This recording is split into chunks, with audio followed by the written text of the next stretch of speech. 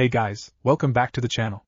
This is a story about what if Kurama reborn with Naruto memories inside Naruto. Before I start, please support for more amazing content, and do consider subscribing to my channel and share this video with your friends. This is written by Antaraxes and link in description and support writer. Let's start the video. The body thumped onto the ground before him. Widened eyes gazed in horror as the body of his instructor Iruka Umino lay before him. Iruka coughed violently. Mizuki wore a manic grin as he stepped on Iruka's back.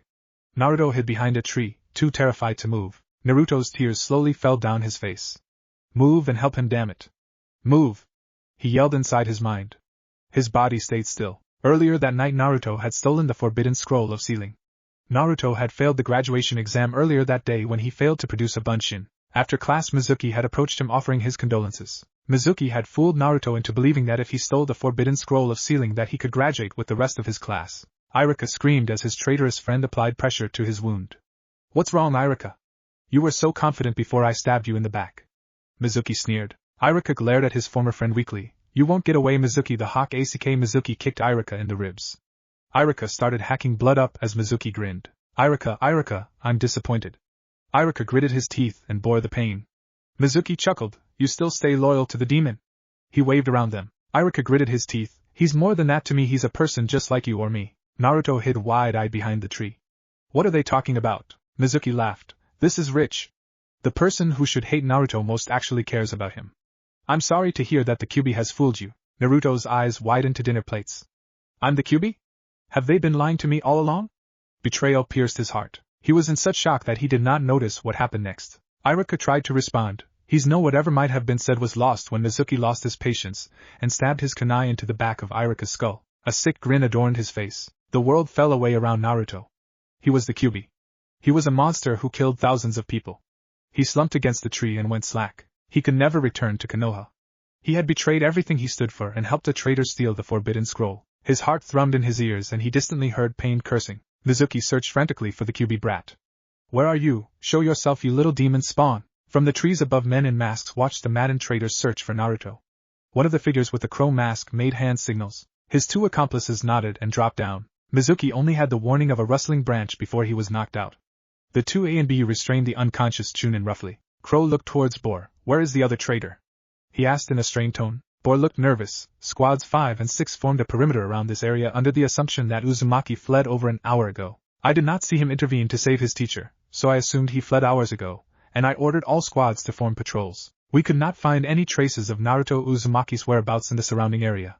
It is assumed he was a sleeper agent and possessed a high-level evasion jutsu. A shocked Naruto listened only feet away from the AMBU. Crow looked irate. I don't care how many men we need in the field. Naruto Uzumaki has stolen the most forbidden document in the village. Naruto stayed perfectly still. He felt conflicted. I can't return to Konoha. I'm the monster that took everyone's parents away. I killed people. With my claws. He looked at his hands and imagined bloody claws in their place. His mind flashed to all the whispers and glares he received every day of his life. Suddenly he knew why they hated him. He had killed them.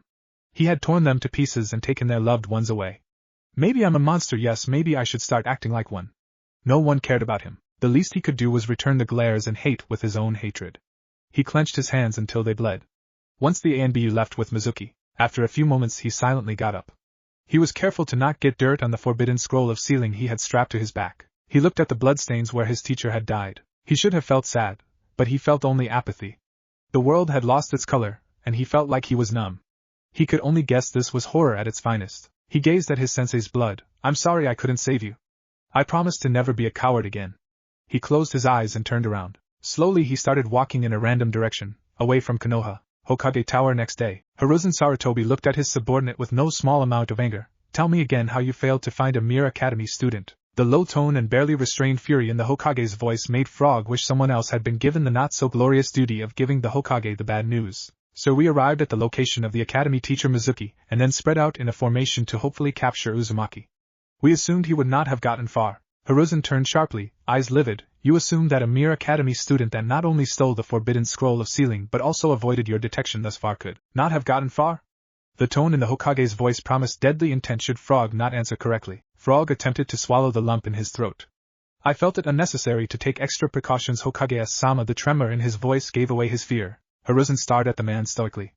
The ANBU member thought he might get off the hook. He was proven wrong. The Hokage opened his mouth, and to Frog's shock a blade extended out of the Hokage's throat at blazing speed. With a sick squelch the blade embedded itself in Frog's head. The blade retracted back into Hiruzen's mouth, leaving Frog's body to collapse to the ground in a puddle of blood. Hiruzen smirked cruelly. He slowly reached to his face and grasped the skin. With a tug his skin peeled, revealing a more pale skin tone. Snake-like eyes shone from Hiruzen's face as he looked down at his dead subordinate. What a failure. Still better to use what materials I can, lamented the now revealed Orochimaru.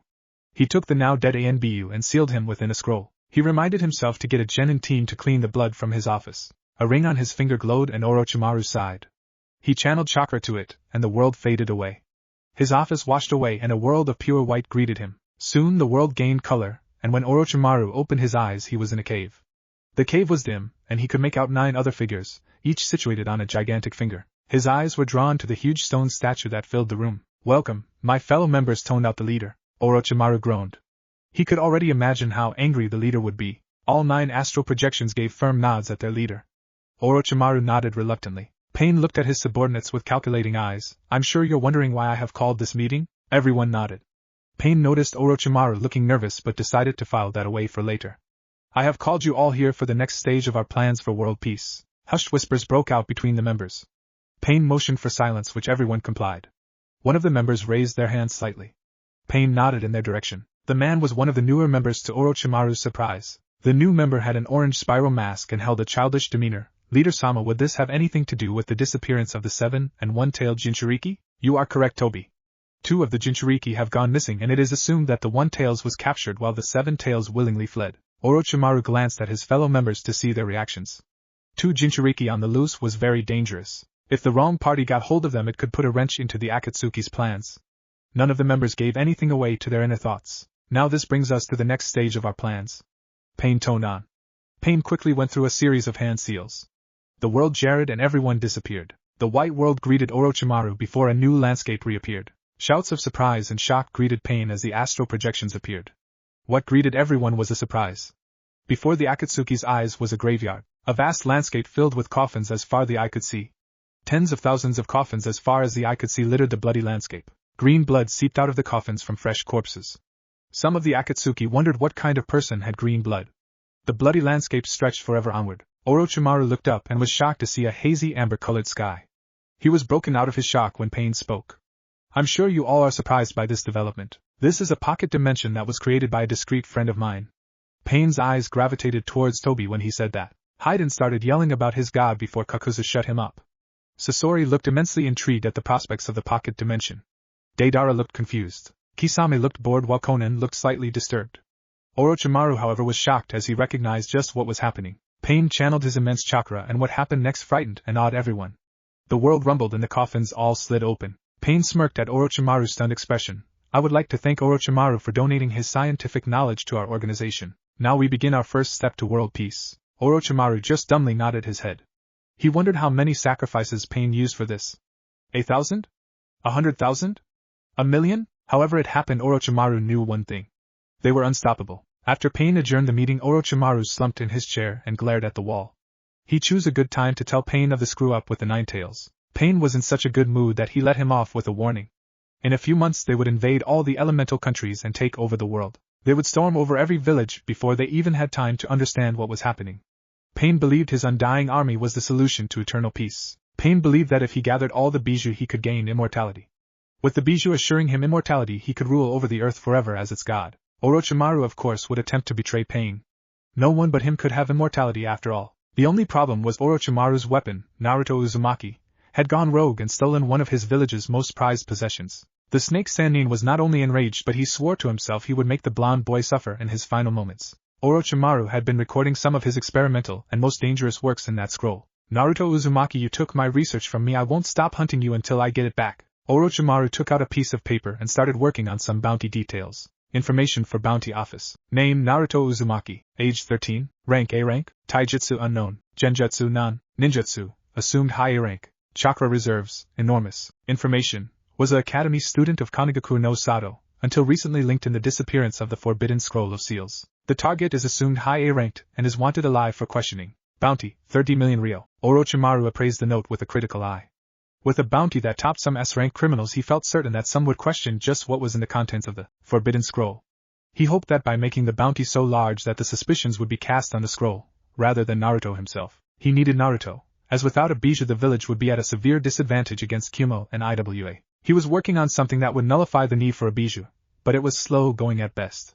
He needed the scroll as it contained all his notes. Yes, by tomorrow news would spread like wildfire of a rogue Uzumaki that had turned traitor and stolen one of Konohagakure's most important secrets. Weeks later, somewhere in Frost Country, Katan, Grand Fireball Jutsu.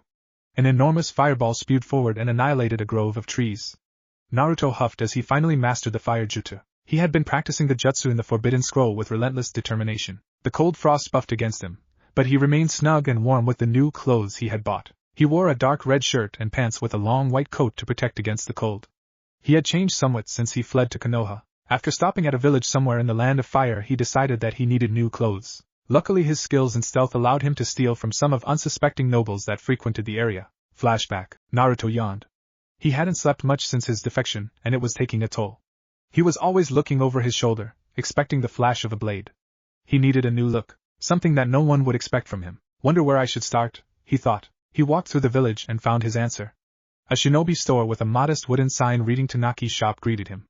Well, this should be interesting. He walked inside the store. The bell ringed and an old man in his late 60s appeared behind the counter.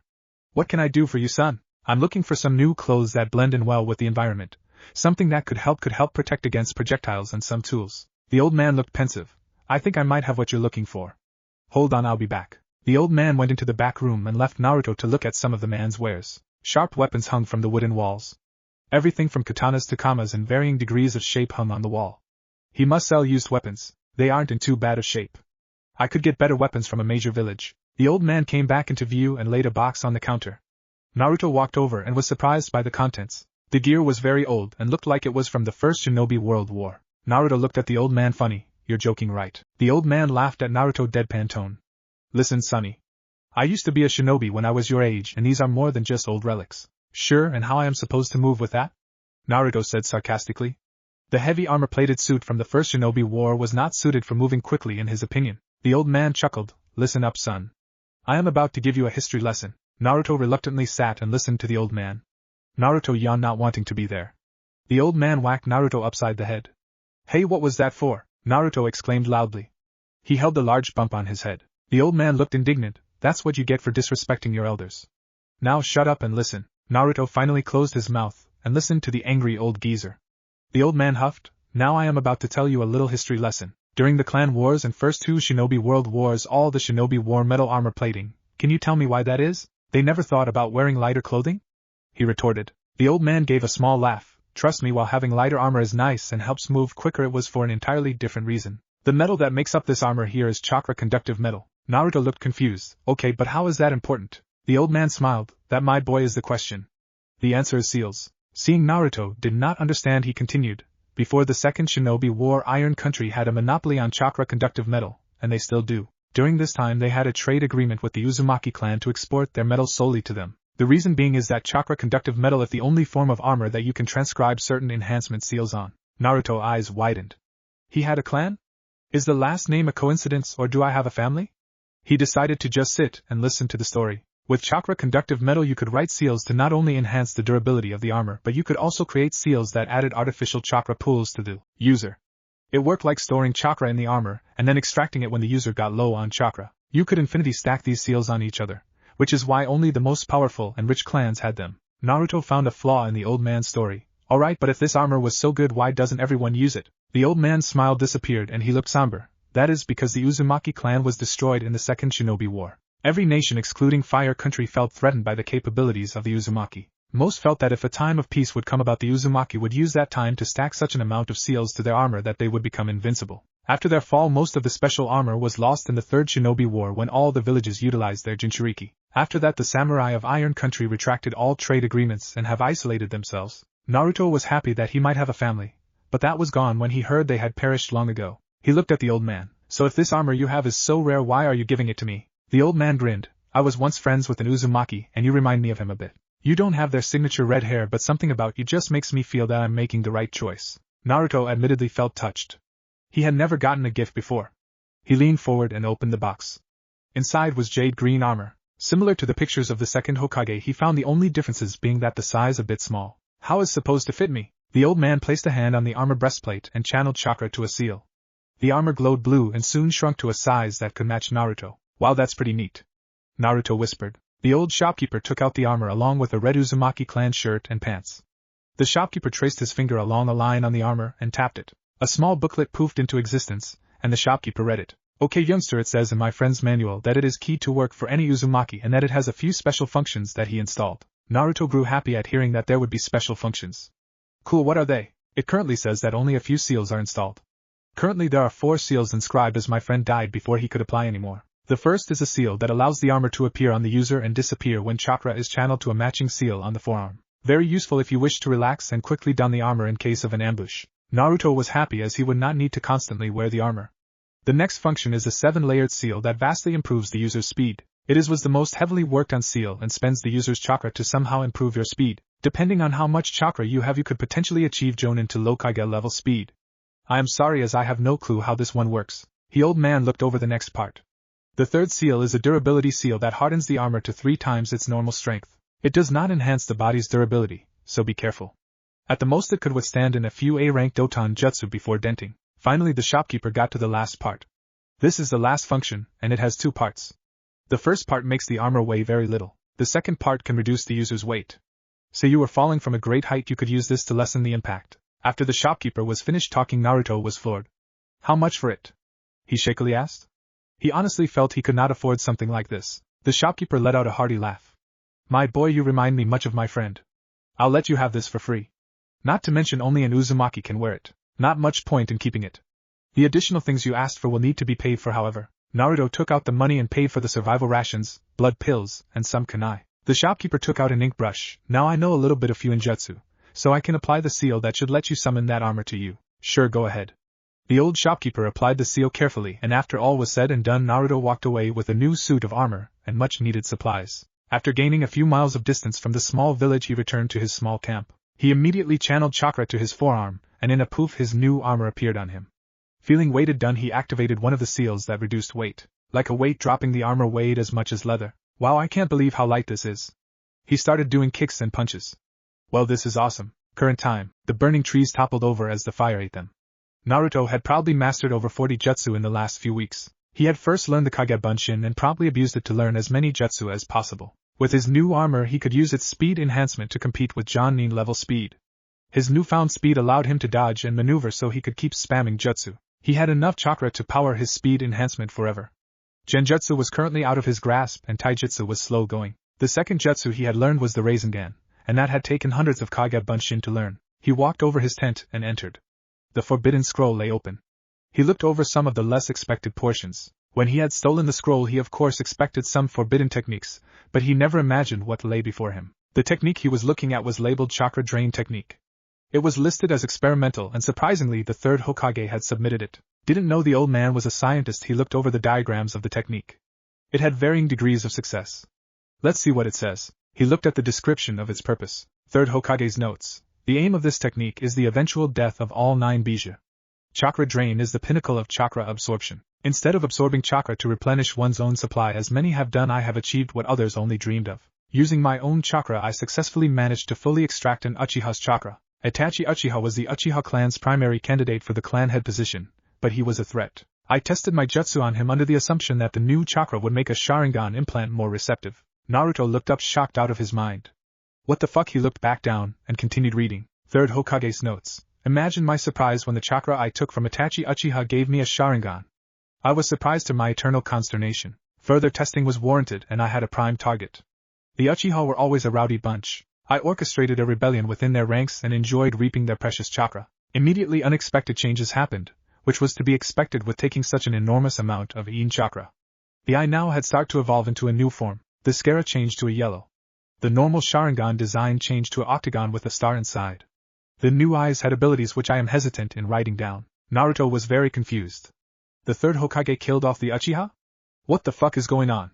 He continued reading with a sick feeling. He looked towards a note made within the last 2 years. Third Hokage's notes. The latest tweaks to the technique has proven advantageous but frustrating all the same. I attempted to discreetly absorb the Uzumaki brat's chakra when he was last hospitalized. The seal on the child's stomach prevented any form of tampering from outside, to my frustration.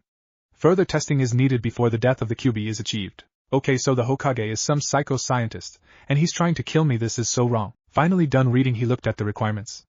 Let's see. Only requirement: large chakra capacity. The target is required to either be unconscious or restricted from movement, while jutsu is performed. Any physical movement will disturb the process. He got up and walked towards a nearby tree. Let's try this out. He put his hand against it. Moving his chakra very slowly, he attempted to wrap his chakra around the tree. Slowly, blue-colored chakra extended from his hand and wrapped around the tree's form. He felt every inner function of the tree. He felt its chakra. It was green and felt pure. He tried to tighten his hold over the tree's chakra, and tugged. Like water, his chakra came back to him slowly, pulling the green chakra with it. When the green chakra entered his chakra coils was when things went wrong. Pain flared all over his body. Arggh, he started screaming. Red chakra boiled around him. The red chakra was caught in the technique. When Naruto's chakra was retracting, the minute amounts of Kyuubi chakra were pulled. This in turn caused more to be pulled in a chain reaction. The red chakra reacted violently to the pull and was sucked in. Ah, make it stop! Naruto screamed. An unearthly scream yelled alongside him. The two screams melded into one as red chakra exploded all over him. The surrounding snow melted and the earth beneath him blackened. Pain filled him, and he could not feel anything else. Naruto was cocooned in the red energy as it warped and changed him. Luckily for him, he was not near a shinobi village, or the chakra would have sent shinobi racing to him. Painful shouts changed into snarling.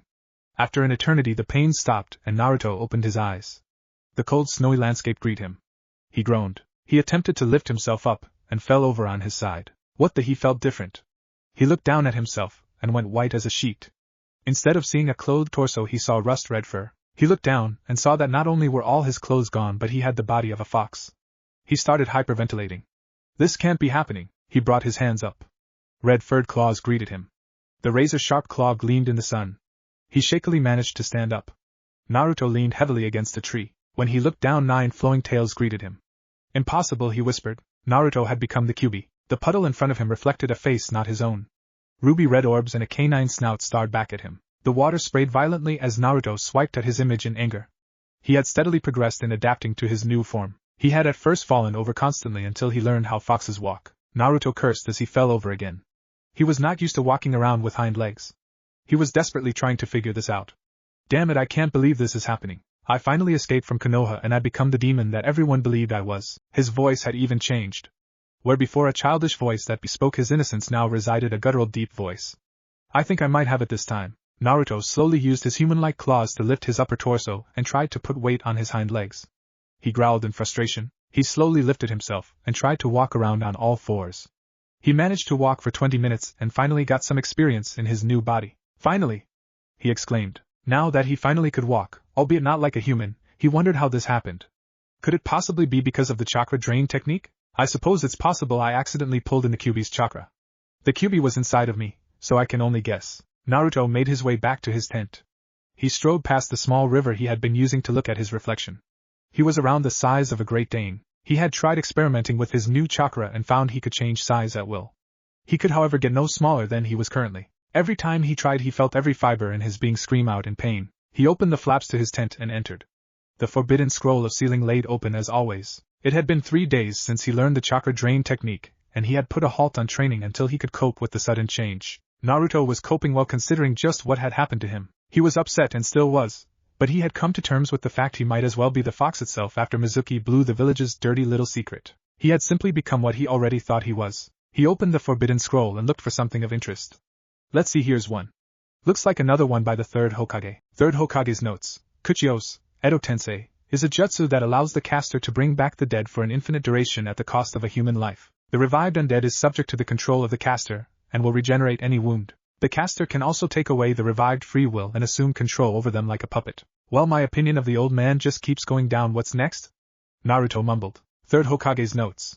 I have achieved a breakthrough with Edo Tensei and successfully summoned the second Hokage in a revived state. When I began to perfect this jutsu, the revived would only be a fraction of their former strength. However, my position as Hokage has allowed me access to materials I would otherwise not be able to acquire.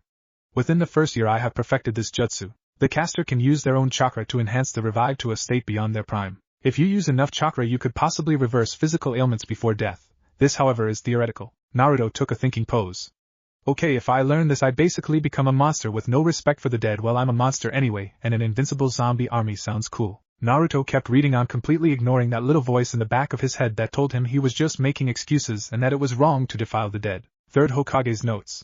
I have recently discovered possibly the most amazing discovery and a greater use for Edo Tensei than even the Uzumaki could have thought of. The secret is, Naruto's eyes widened to plates. Deep underground Konohagakure, Orochimaru crept about his underground laboratory. His plans drew near and that fool Pain would know his place, beneath his feet. His laboratory was a large dome-like structure that afforded a very wide area. Saying the complex was large was an understatement. It was over 500 feet below ground and reinforced to withstand an earthquake. The entrance was carefully hidden behind the Hokage monument, and any materials were carefully brought in under the guise of a secret trading route reserved for the Hokage only. Orochimaru approached the main chamber of the complex. Hundreds of root ninja and a few scientists walked through the hallways. The scientists wore an expression of cool certainty. Orochimaru made sure they were paid handsomely, and he had no shortage of money. He hired only the best and expected results. He of course did not wear his Hokage disguise in the complex. He made sure that he was perceived as on a secret assignment for the Hokage, and that his defection was faked. He also made sure only the people within the complex and Danzo knew of the foe's story. With his bases covered he could plan unhindered. Orochimaru had killed both Hiruzen and Itachi with the same methods, poison. Orochimaru was a deceiver and neither of the two S-ranked ninja expected poison in either their tobacco or pocky. He extracted both of their chakra and imitated them perfectly. For Hiruzen he played Hokage, and for Itachi he played the distant older brother that one night massacred his clan. He could only imagine how Pain had seen through his deceptions and managed to convince him to join his little group. Pain had only needed to offer him immortality, and with the fact the man possessed the Rinnegan, Orochimaru caved in immediately. Orochimaru walked into the main chamber and took in the sight. Preparations were almost complete. In the main chamber resided 10 pink hexagonal crystals surrounding the ceiling circle. Each of the crystals had a person suspended within them. The people suspended were Edo Tensei shinobi that would provide the power to the seal. Each of the shinobi were Kaguya level and would be drained of their infinite chakra to power the chakra-hungry seal. The sealing circle was filled with complex diagrams and a person was seen writing complex seals within it. Orochimaru, I haven't seen you in so long. Jiraiya exclaimed happily. Orochimaru sighed. Hello Jiraiya. That's no way to greet your best friend. Show me some love, will you? Jiraiya laughed. Just give me a status update, you buffoon. I haven't time for your jokes. Orochimaru snapped. He detested working with his perverted teammate, but it was necessary as he did not have the sealing knowledge to perfect this technique. Maybe you need a little stress relief, Orochimaru. Why don't you try my latest book, Ika Milf Tea? Orochimaru slapped Jiraiya upside the head. Jiraiya rubbed the lump on his head. What was that for? Orochimaru suppressed the urge to gut his teammate. Do I need to remind you Hiruzen has given me authority over this project, Jiraiya? I could easily convince him to ban those precious Ika books from Konoha if you start slacking. A look of pure horror appeared on Jiraiya's face. Jiraiya shivered. Nope. Nope. I won't slack, oh mighty one. Jiraiya said jokingly.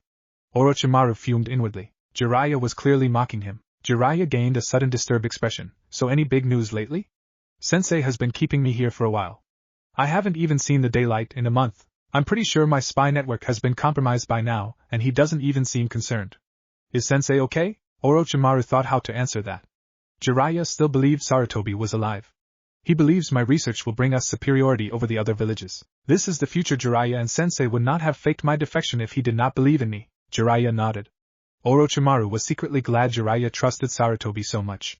He probably believed Sensei was infallible and could not be beaten. Well, that was true in the traditional sense. Most people don't fight after smoking poison for an extended period of time, so what do you need this for anyway? From what I've seen, this is some sort of dimensional portal, but also acts as a suppression circle. Jiraiya asked. Orochimaru decided to answer honestly. We have received intelligence that in a few months that all the nations will be attacked simultaneously by an army of Edo Tensei Shina. This portal, if it works, will allow me to summon something that should take care of that little problem. Jiraiya drew in a sharp breath. Orochimaru could not fault him. Jiraiya looked at Orochimaru like he had lost his head. What in Kami's name could you summon that could fight an entire army of revived shinobi? You realize they all regenerate, right? No matter how powerful something is, they cannot single-handedly fight off an undying army with infinite chakra. Orochimaru chuckled. Jiraiya was about to yell at his teammate when Orochimaru walked over to a chair and sat down. My dear ignorant teammate, I perfected the Edo Tensei and I of all people would know its weaknesses. I have devised a way to deal with this problem and the man orchestrating it all. Trust me when I say I know exactly what to summon. The way Orochimaru said that did not make Jiraiya feel any easier. He got chills imagining what could possibly be strong enough to destroy an Edo Tensei army. Frost Country. Naruto sat the scroll down and thought heavily. The greatest asset of the Edo Tensei was its ability to provide the revived with infinite chakra. The revived Edo Tensei could be harnessed for their infinite chakra to power seals that otherwise could not be powered. With infinite chakra, any conceivable seal could be created and powered forever.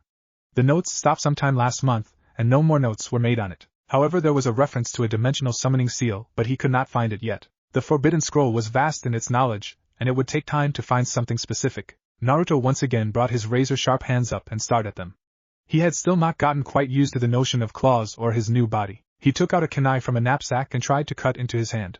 The kunai broke when he applied pressure, and he did not even feel so much as a nudge. Whatever his body was made of was infinity stronger than steel.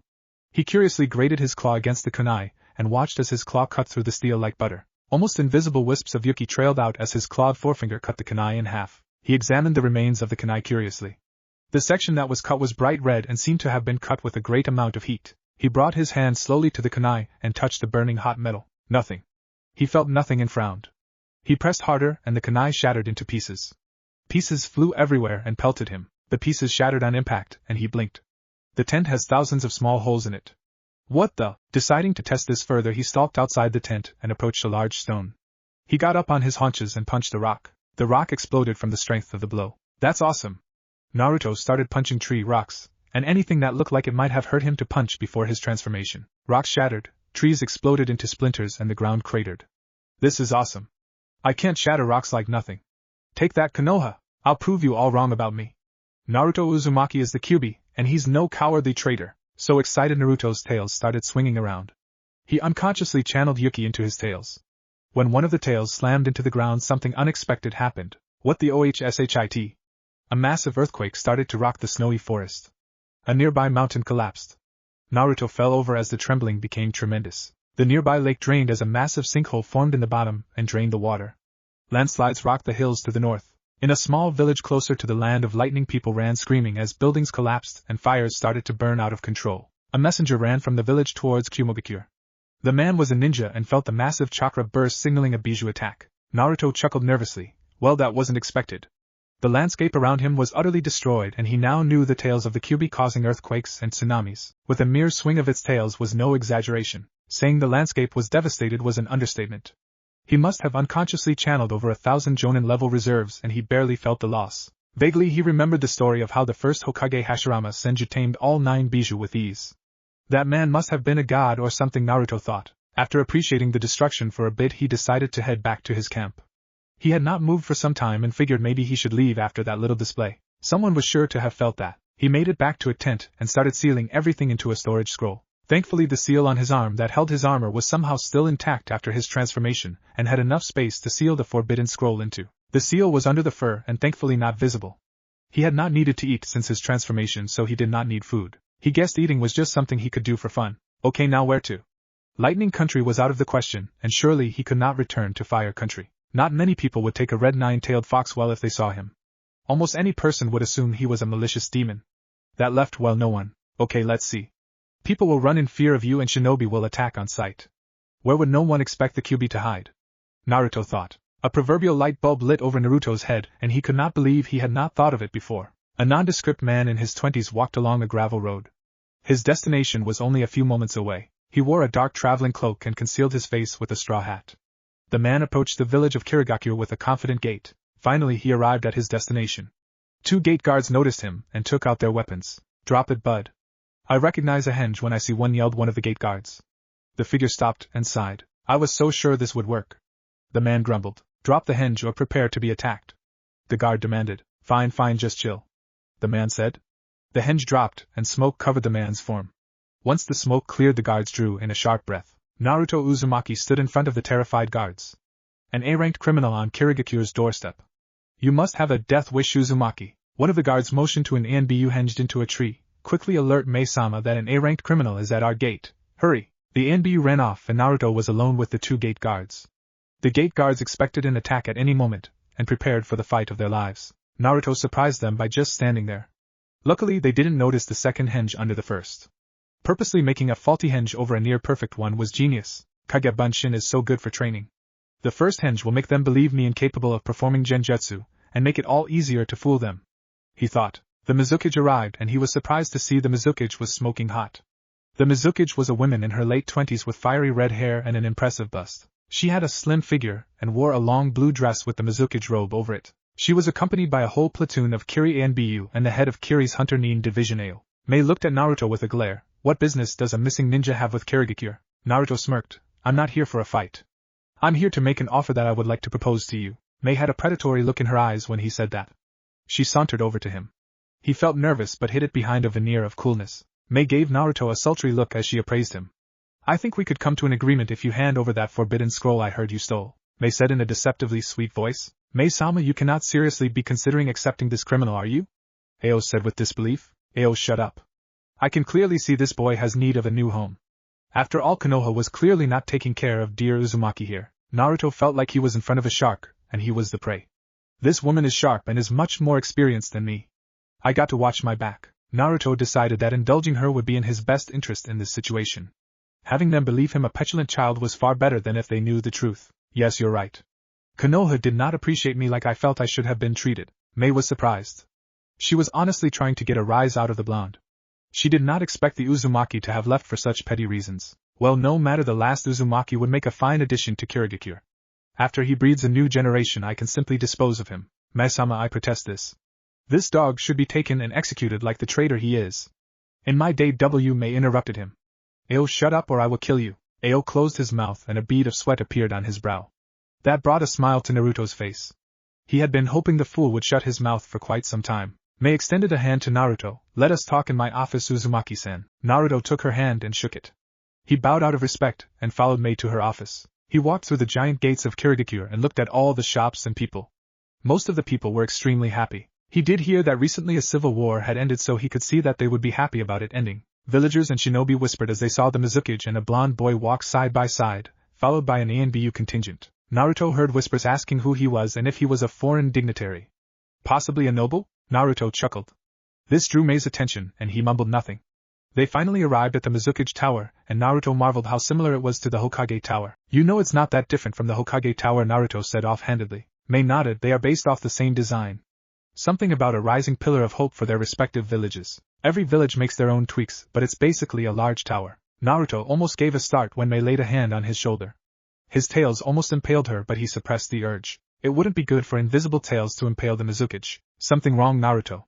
The Mizukage said in a sweet voice. What, no? I'm fine, Mizukage. Mei stared at him, satisfied. Naruto fumed inwardly. Mei had gotten the upper hand with that brief exchange. She knew she could make Naruto tick. That bitch. Wait, when did I start getting angry so easily? Mei made no effort to hide her smirk. She was a politician and knew exactly how to press people's buttons. She saw the way Naruto tensed when she grabbed his shoulder. He was like a feral animal ready to attack. She actually was ready to spit out a glob of lava if he made a move. This boy is so easy to read. He's just another brute driven by his hormones. Naruto meanwhile was thinking how to get the upper hand in their invisible battle. He needed to take some of her confidence away or she would walk all over him. He had just the plan. The two stepped into the Mizukage office. Mei took her seat behind her desk while Naruto grabbed a chair and sat down. Mei motioned for the ANBU to leave the room and put up a barrier. Naruto tensed. Now, while I'm interested in an Uzumaki joining Kirigakure, I would like that forbidden scroll foremost. Mei purred. Naruto was thinking quickly. He had it. Naruto chuckled. If you want the forbidden scroll, I want citizen status and a clan compound. As the last Uzumaki, I should have preferential treatment, you know. If I didn't know better, I would think you were trying to cheat me. Mei's face slightly reddened, but she kept herself in control. This brat was getting on her nerves. Yes, I'm sure someone of your pedigree would desire an appropriate living space. I only have a few requirements. The way she phrased the last part made Naruto suspicious. She was planning something. Mei acted her part and played the interested and seductive kunoichi. This boy was going to be putty in her hands. Mei put a pouty face. Well, you see, we don't have many clans left in the village, and we are running short on bloodlines. We need to repopulate, and I'm sure you've heard about the Uzumaki endurance bloodline. All Uzumaki have much more chakra and stamina than the normal ninja. Naruto knew where this was going. So she's got me here, but can I use this to my advantage? I don't think Bijou can get a woman pregnant, can they? Damn, I wish I was more in my element. Politics is not my strength. Just play it cool and agree. It can't be that bad, right? Those lessons in politics from the old man are really coming in handy, though he stopped 2 years ago for some reason. Mei smirked inwardly. She had him. With Naruto she could gain a better quality of ninja and hopefully some of the Uzumaki's renowned Fuinjutsu knowledge if he had any. Her life was dedicated to Kirigakure, and she would stoop to any level to be at the top. Yes, I can see you've realized what I'm asking. I would require you to bed many women to recreate the Uzumaki clan. You can rest assured you will not need to see them more than once. I have no interest in them marrying you unless the feeling is mutual. Mei intoned. Naruto would usually decline such an offer, but strangely, as with many other things, he was looking forward to it. Mei smirked at him and smiled in a seductive manner. For some reason he wanted to pounce the woman in front of him and take her by force. He felt himself harden and groaned. He used all his willpower to force the feeling down. If he lost control over his henge, he was royally fucked. May noticed Naruto become visibly uncomfortable. She had won. Hook, line, and sinker. Teenagers are easy. She had an inner laugh, not realizing how much danger she was in. Naruto meanwhile was having trouble controlling himself. Like an inner animal being unleashed, his instincts were yelling at him to take the lusty woman in front of him and make her scream his name. Dangerously close to giving in and forcing himself on the Mizukage, he tried to focus on his mind. His mind was telling him that if he fucked this up it was over and that he needed to leave now. The mind won. Fuck it. Better hurry this up before I lose it, he thought. May mistook Naruto's pained look for some moral dilemma. In truth, he was trying hard to keep control. Thank you, May-sama, for such a considerate offer. I'm quite interested in the prospect. I will gladly repopulate the Uzumaki clan for you. Of course, I expect all the power and privilege that comes with a clan head position. I expect a seat on the Kiri Council, and for the Forbidden Scroll I want to be your direct advisor. May almost fell out of her chair. Out of the question. She slammed her fist on her desk. Do you take me for a fool, Uzumaki? Naruto suppressed a growl. His reason was warring with his instincts. He had a plan, damn it. He didn't need this right now. He finally suppressed his physical urges after a moment. It was time to snip this in the bud. May-sama, I assure you that I am quite capable. I am a fairly capable ninja and I know a bit about politics. It was true he had been forced to study politics by the old man, though he did not study much. He could simply abuse shadow clones and learn the entire Kiri library if he wanted. In truth, May calmed down slightly. She was not used to dealing with such an audacious person. In truth, had it been anyone else or a person without a bloodline, she would have simply killed them for making such outrageous demands. The Kaguya were dictators of their respective villages, and if they were seen as weak, then it opened the ground for aggression. She slipped up and needed to get the high ground again. Naruto's attitude was seriously pissing her off. This was a missing nin at the age of 13, and he thought he could make demands of her. Ridiculous. Still, she needed his bloodline and the Forbidden Scroll, so she could concede some of her dignity. She would indulge his childish fantasy of being her advisor. Nothing of harm could come of it. May let out a deep breath. For the Forbidden Scroll of Sealing and a revived Uzumaki clan, she would give him what he wanted. Alright, I will give what you ask. You must first hand over the scroll, and I expect you to bed the first woman within the week. Naruto gave an inward cheer of victory. He had won a political battle with the Kaguya. Thank you, May-sama, I truly appreciate your generosity. Here is the Forbidden Scroll. Naruto unsealed the Forbidden Scroll from the seal on his right arm. May eyed it hungrily. What May did not know was Naruto removed several of the Hokage's techniques, such as the Edo Tensei, chakra drain, and anything else he deemed too dangerous. He had of course learned them all on the way to the village by abusing shadow clones. Since he was now basically immortal, he did not need to worry about his brain liquefying from forming too many shadow clones. Naruto knew everything there was to know in the Forbidden Scroll, and he just needed to practice what he had learned to mastery. May took the Forbidden Scroll and tucked it way behind her chair. She tried to restrain her eagerness to start learning its secrets. Thank you, Naruto, I will assure you a clan compound and immediately install you as my personal advisor. Some will disagree, but I can put them in their place. Do not think this means you can command my forces, however. Of course not. Naruto said cheekily. May's eyes hardened. Good, just remember you are an advisor only and cannot command my shinobi. You can only command your eventual clan members. Now I have an empty clan compound that you can use. I expect you to begin repopulation within the week. I can have a suitable list of recipients in that time. I will of course assure they are to your liking. Naruto laughed. Oh, May-sama, you are a charmer. I am happy my Kaguya aims to please. May did not miss the obvious connotations Naruto was making. May beamed. Oh, Uzumaki-san, I think you should go see your new compound. Men who give me too many compliments tend to melt when I return the favor. Wisps of green vapor escaped her mouth, and Naruto thought now would be a good time to leave the scary female Kaguya to her paperwork. Yup, I think I'll leave you to your paperwork, Naruto said quickly. He could sense the hidden threat. Ever since he transformed, he could detect negative emotions. He also wanted to leave before his instincts reared themselves again. May pressed a button on her desk. An ANBU with a shark mask walked inside the room. You need me, Mizukage-sama? May nodded. Yes, my new friend here will be taking the former Yuki compound for himself. Assure him a nice tour and help him get familiar with the village. The ANBU was stunned and nodded dumbly. Yes, Mizukage-sama. Naruto followed the ANBU out the door. He wondered just how he managed to pull that off. He managed to get a Kaguya to agree to his terms and still come out of it alive. She's still so hot. This makes it pretty awkward working with her. The ANBU showed Naruto around the city. He showed Naruto all the bars and best shops. After that he showed Naruto around the harbor where Kirigakyu's warships were produced. The man went into a monologue about the history of the village, and Naruto listened raptly. Naruto was interested in the fourth Mizukage Yagure, who was a Jinchuriki, and so our dear Mizukage May threw the tyrant Yagura into a pool of lava and ended the tyrant's reign over our village. The ANBU exclaimed. The two now stood in front of the compound as the ANBU had explained the entire history of the village. The only parts Naruto found interesting was the part about Yagura and the first Mizukage. From what the ANBU said, the first Mizukage along with the Tsuchikage, Kazekage, and Reikage joined forces to kill Hashirama Senju. After Madara defected from Konohagakure, the other villages finally saw an opportunity to eliminate the strongest man in the world. All 4 Kage and over 1,000 jonin from each village teamed together and ambushed the first Hokage while he was headed for a lone diplomatic mission. All of the 5,000 jonin were from the clan wars and grizzled war veterans. The ANBU could not tell Naruto how the battle happened, only that Hashirama Senju emerged victorious, only to later succumb to his wounds. All 4 Kage and the 5,000 shinobi had been slaughtered to the last man. When Hashirama succumbed to his wounds, Iwa attacked Konohagakure, which in turn sparked the First Shinobi World War. Naruto was amazed and terrified as he did not think even the former Kyuubi could have done such a thing. Hashirama and Madara were not human. There was no possible way they could be. Naruto's mind refused him to believe such a thing. They were monsters just like him. After all the explanations were said and done, Naruto walked through his new compound. The compound laid on the outskirts of the village near a small lake. The water was crystal clear. The compound was about half the size of the Uchiha clan and had a small district. It could potentially hold a few hundred people at most. He walked into a large dojo reserved for the clan head. It was built into the clan head's home and featured a 3-story mansion. The ANBU showed Naruto inside the compound and into his bed chambers. Naruto looked around the bedroom. Inside was a king-sized bed and a miniature built-in. A door in the bedroom led to a bathroom with a large bathtub that could fit several people. The ANBU motioned for Naruto to follow. So what could be more impressive than what I've seen so far? Naruto asked. The ANBU chuckled. I think you will be surprised. The Yuki clan was quite wealthy before they all died out. Naruto walked into the backyard and onto a patio. He blinked. A large hot spring resided behind the clan head's mansion. Well, you weren't lying. Mind if I settle in now? The ANBU laughed. Sure, go ahead. I'll be back tomorrow if you need anything. Mei-sama will visit in a few days. Something about the finer details of your deal, as she put it. The way the ANBU phrased it made it sound so wrong. Okay, see you around. Naruto retorted. When the ANBU was gone, Naruto let out a huge sigh. He cancelled the henge and his true form was revealed to the world. A rust-red furred fox stood in Naruto's place.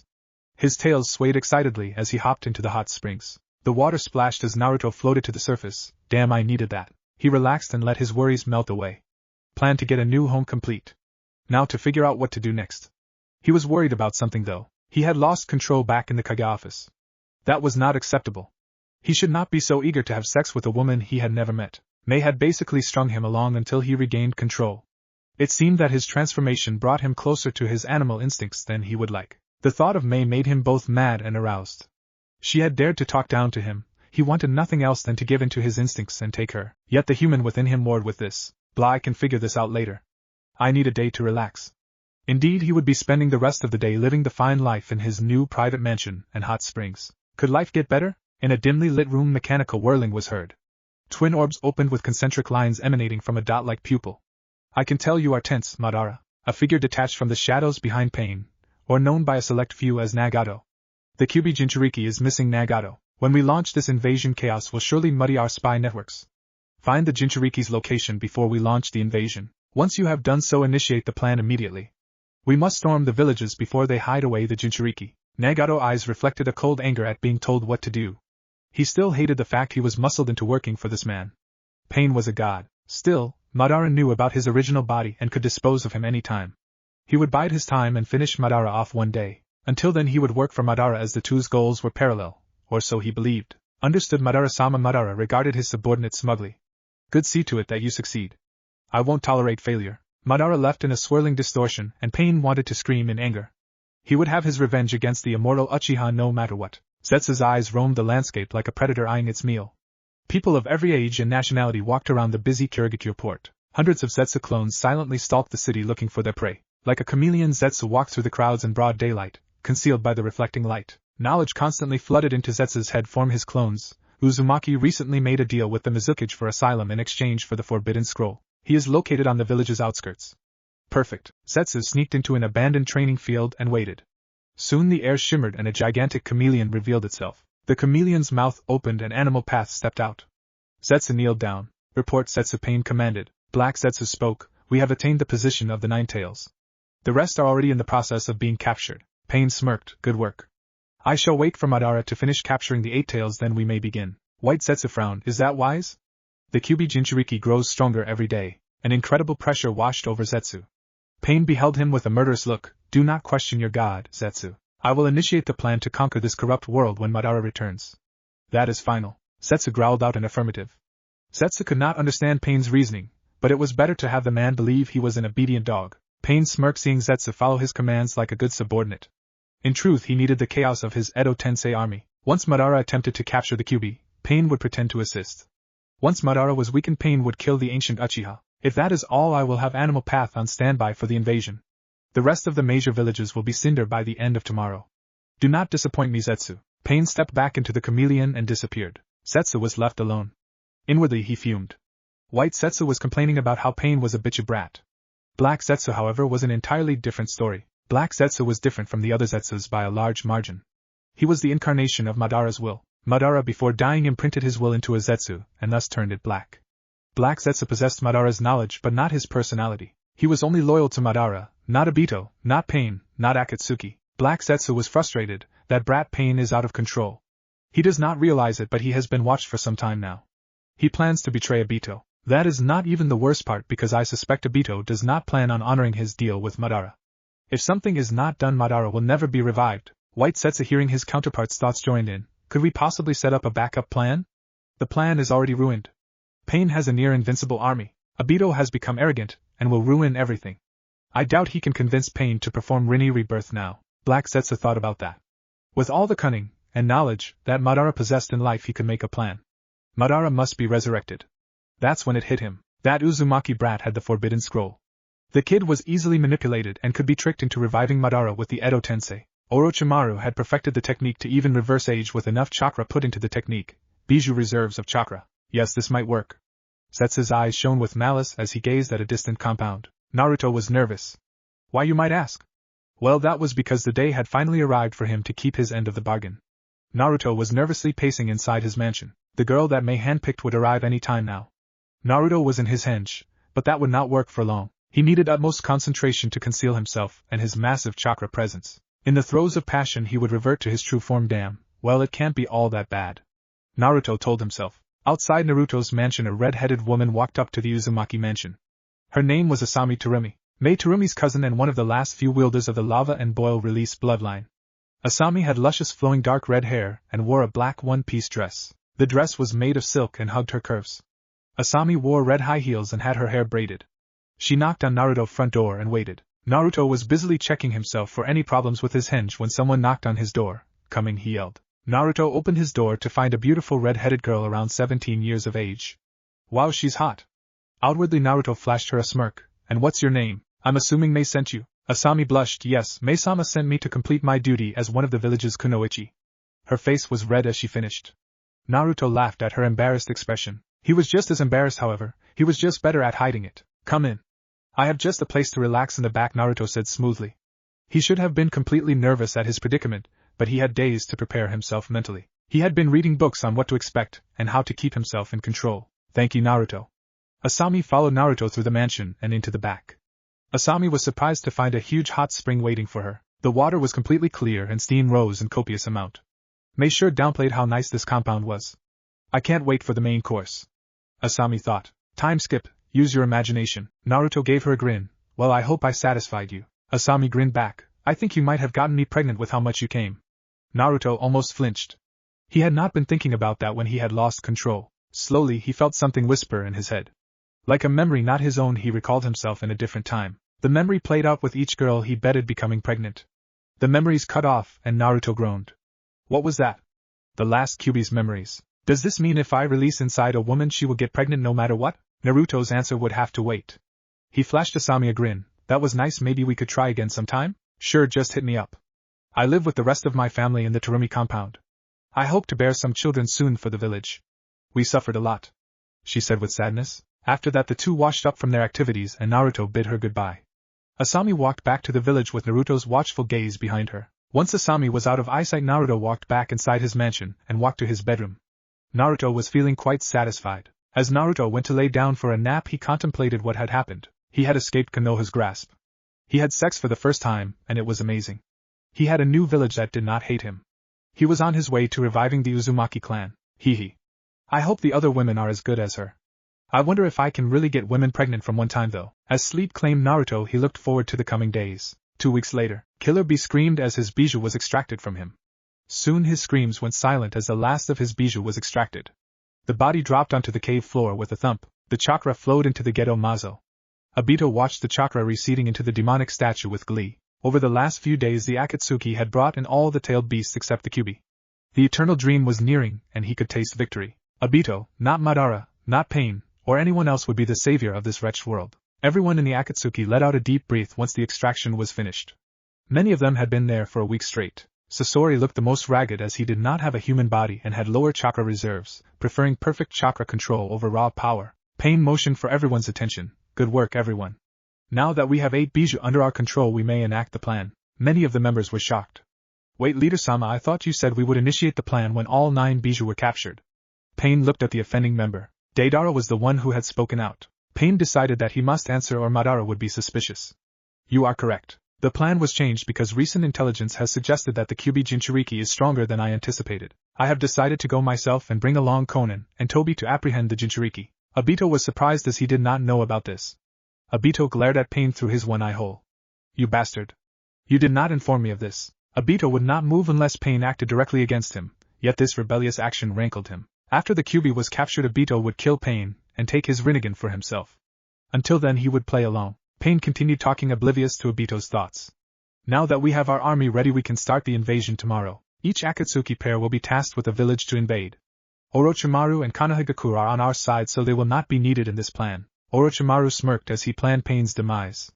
His summoning circle was almost complete, and he could not wait until he stood over Pain's dead body and extracted those precious Rinnegan eyes. Now Deidara and Sasori will be tasked with eliminating Tsunekage. Make sure to leave no one alive. I do not care how you do it. Deidara laughed. I will show them my art on. Sasori grunted. I will enjoy annihilating my pathetic village and making them into an eternal masterpiece. Everyone's sweat dropped at the two's antics. Now Kisame will be tasked with eliminating Kumogakure. Kisame gave Pain a shark-like grin. It would be a pleasure, Leader-sama. Pain resisted the urge to roll his eyes. Now finally Haiden and Kakuzu will destroy Awagakure. Fuck yes. Jashin-sama be praised. Everyone flinched at Haiden's yell. Kakuzu impaled Haiden in the throat and sewed his mouth shut. Kisame and Deidara laughed at Haiden's pissed-off expression. Pain coughed to get everyone's attention. Well, that concludes our meeting. Be ready for the invasion in the morning. As the members left, Pain caught Madara glaring at him as he walked out. Pain narrowed his eyes. Yes, glare all you want. Your time is up, Uchiha. Later that night, a banging noise woke Naruto from his sleep. He groggily got up from the bed and walked to the door. He barely remembered to activate his henge before he opened the door. A rotted corpse lied on his doorstep.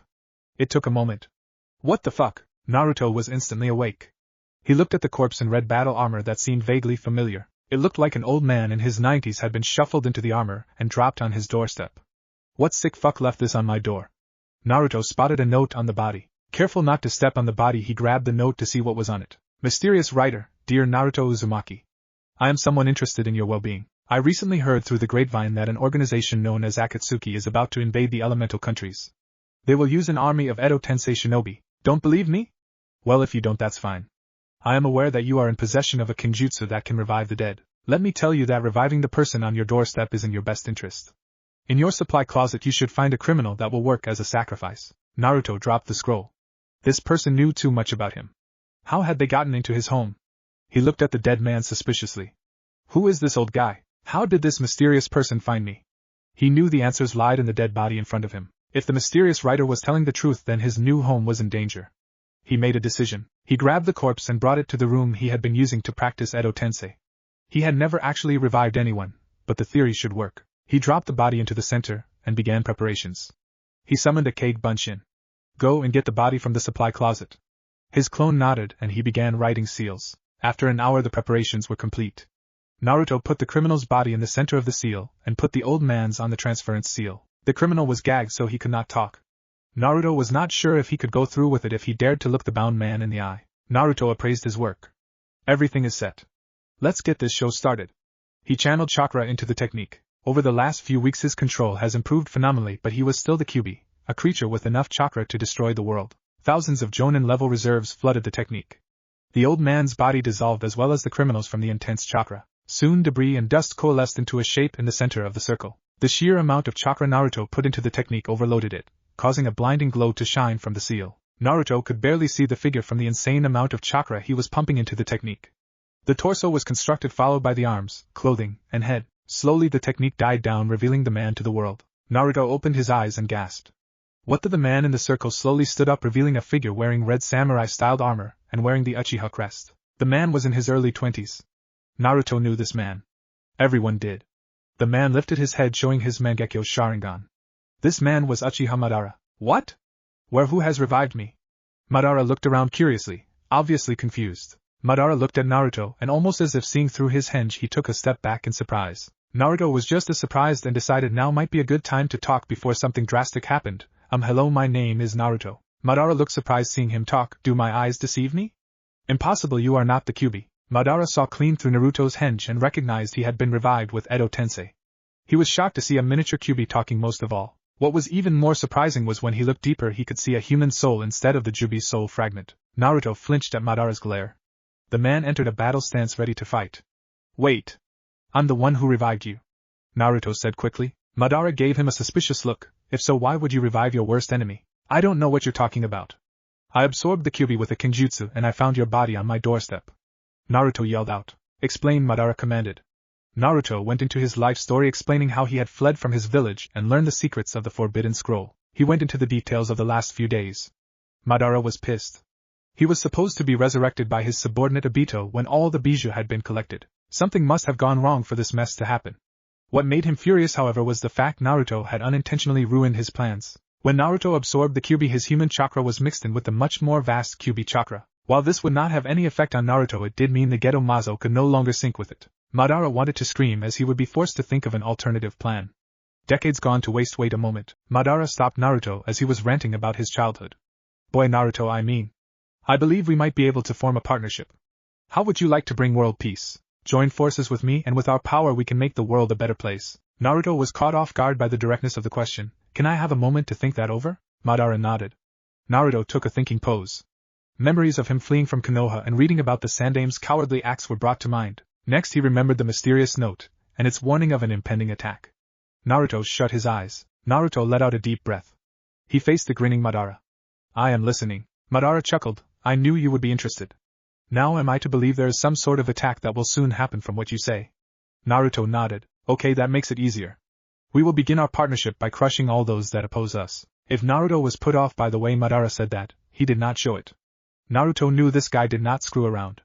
We will crush the Akatsuki and take their bijou from them. I want you, Naruto, to use your chakra drain technique on a special statue they have in their possession. What is so important about this statue and why me? Naruto asked. Madara sat down on a nearby chair. This would take a while. That is because they are in possession of a statue that they use to extract bijou with. This statue will contain the other tailed beasts, and I need you to absorb them. Naruto went wide-eyed. What? What would even happen if I did that? I told you what happened last time I absorbed a bijou. Naruto shut up when Madara gave him a hard look. Madara pushed down his irritation. That is because once all 10 bijou come together it creates the 10 tails. The 10 tails is the most powerful of the bijou, and with it you could easily do anything. I need you to become the 10 tails and help me achieve world peace. Naruto felt skeptical. It was hard enough to stomach the idea of accepting his current self. Absorbing the other bijou just made him sick. What would he be then? How could he trust the guy he just met anyway? Naruto decided to push down those feelings of mistrust for later. He decided to ask Madara the most important question. Will I change my form or will I stay the same? Madara was unsure how to answer that. Deciding to be honest, he answered, I'm unsure. You could turn into the Jubi, or you could stay the same. Naruto was downcast, but the prospect of peace was too much to turn down because he was a wimp. He remembered his promise to Irika. I'm sorry I couldn't save you. I promised to never be a coward again. Naruto closed his eyes. I will do it. I will absorb the Jubi and help you bring peace. Madara's mouth curled upwards. This partnership with Naruto had good prospects. Naruto was much stronger than Obito and seemed to want peace for the right reasons. Perhaps his plan could be saved yet. Madara looked out the window towards the moon and grinned. The morning rays of sunshine cast a glow on Naruto's blonde hair. Naruto woke with a yawn. Getting up, Naruto looked around his room. The room was painted blue. He yawned. Wonder what surprise today brings? Unbidden, the memories of last night popped up. Naruto got up and walking to the clan dojo. He didn't bother putting on his henge as Madara could see through it. He walked inside the dojo. The dojo was quite spacious with a traditional kiri design. Naruto looked around and spotted Madara meditating in the center of the room. He walked up to the ancient Uchiha, meditating. I see. Madara opened his eyes. Power rolled off Madara in waves. He looked at Naruto. Yes, I was practicing senjutsu. Confused Naruto wondered what senjutsu was. Senjutsu. It is the ability to draw in nature chakra. Nature chakra is the chakra emitted by all living things. It permeates everything in this world. You must be still to draw nature chakra in and use it as your own. Senjutsu chakra can enhance the bearer to extraordinary levels. Madara explained. Naruto was floored. An exhaustible energy source. He wondered what he could do with senjutsu and his own chakra. Naruto grinned at Madara. Think you could teach me that? Madara chuckled. While I admire your enthusiasm, I doubt we will have enough time. I have the feeling before the day is up we will have the fight of our lives. As Madara finished that sentence, an idea popped in his head. Maybe I could teach him senjutsu in time. Naruto sighed. He really wished he could have learned senjutsu. Madara noticed Naruto pout and felt reminded of his younger brother Izuna. Madara scowled inwardly. Stop this silly meandering. The boy will be my path to godhood. Madara remembered something important. Naruto was broken from his musing when Madara spoke. You know, Naruto, I believe we need to get better acquainted. What do you mean? I told you my story, didn't I? Your story is well known. Naruto asked. Madara was reminded that Naruto was an adolescent despite being in the body of a bijou. Naruto would not know the intricacies of war. Madara thought about how to go about this. Yes, my story is well known, and you have told you your own. The problem we face is that we have never fought together, and we should learn to fight as a team. Naruto felt stupid. He could not believe he had overlooked that little tidbit. How could I let myself forget that? I'm going into the fight of my life and I don't even know anything about Madara's abilities. Naruto felt stupid. Well, I never thought of that. So how do we learn to fight as a team? Madara stood up, having finished meditating. Well, we can start by doing a lengthy training session. We don't actually have time for a real training session, so I am improvising. Naruto wondered what Madara meant. The Mangekyo Sharingan formed in Madara's eyes and Naruto was captured in Madara's Tsukiyomi. Naruto gasped as he appeared in the Tsukiyomi. The world was a white space that stretched forever. Madara appeared in front of Naruto similar to a Shushin. Naruto looked around alarmed. What the fuck is this? He looked at Madara sincerely hoping the Uchiha was not planning on betraying him. He was royally fucked if Madara planned anything. Madara gave Naruto a laugh. This is my Tsukiyomi, a world of infinite possibilities, and where we will learn teamwork. Madara waved his and an image of Konohagakure appeared. They stood on the Hokage monument as the city lay below them. Naruto was absolutely stunned. He had never considered such a thing possible. He looked at Madara with a questioning look. How does being in a genjutsu help us learn teamwork? That is simple. This genjutsu slows time. 3 seconds in the real world is 72 hours here. My undying body and unlimited chakra along with your immortal body will allow us to train in here indefinitely. I will train you to utilize your new body and bring you near my level. Madara explained with a smug look. Naruto was floored. That meant you're training me? Naruto exclaimed loudly. Madara wore a grin Naruto did not like. You may call it that. Let the training begin. Months later inside the Tsukiyomi, Naruto stood under the sandy Suna desert. The Tsukiyomi mimicked the arid desert perfectly right down to the sweltering heat and sun. Giant sand dunes and rocky cropping were very prominent around them. Madara stood beside Naruto wearing his arrogant smirk. Naruto had changed slightly over the months inside the Tsukiyomi with the arrogant Uchiha. Naruto had mastered all 5 elemental natures, senjutsu, and various jutsu. Naruto now was slightly more arrogant and at Madara's urging showed a dominating side on the battlefield. Naruto's skills had increased to amazing proportions. Madara had decided to make them mortal inside the Tsukiyomi to train their skills. Madara told Naruto that if they were immortal that they would become arrogant, and it would be their eventual downfall. Each time they died it would serve as a failure. Opposite them stood every Kaguya and ninja that ever existed in the elemental nations. The current 5 Kaguya and all of their predecessors stood a good distance away. Over 900,000 shinobi stood opposing them. They were all frozen in time as Madara had not willed the battle to start yet. Naruto looked at Madara. Isn't this overkill? Madara scoffed. Please, the only ones worrying about are the Hokage. The rest will quickly become fodder. After this we may return to the real world and recuperate before our fight begins. We may have immortal bodies but it will take several hours of meditation to recover from the mental fatigue of this Tsukiyomi. Naruto nodded. He had been agreeing with Madara a lot lately. The elder Uchiha had wisdom beyond his apparent age. Naruto sometimes wondered how Madara knew so much about current events but respectfully kept his space. He did not want to offend the man as he was Naruto's best ticket for survival. In the months that Naruto had been here he had developed a bond of camaraderie with Madara and the two's teamwork was phenomenal. The shinobi alliance facing them shimmered and they started moving. The imaginary battle had begun. Madara made hand signals in his own custom sign language, prepare for attack. Naruto nodded. The opposing enemy alliance moved towards them slowly. The duo readied themselves. Naruto took deep breaths. He spotted Lord Mu and Inoki skyward preparing their Jintan. Moving his eyes he spotted the 4 Hokage in a 4-man squad leading the charge. The Mizukages were in the back of the alliance preferring support roles. The Kazekages were in the middle of the massive group preparing a slew of iron, golden, and regular sand-based attacks. The three Sannin and Hanzo the Salamander were to the far east of the massive alliance, and seemed geared towards a small combat unit. The Raikage were following behind the Hokages, and seemed intent on rending Naruto and Madara to pieces. Naruto narrowed his looking for something in particular.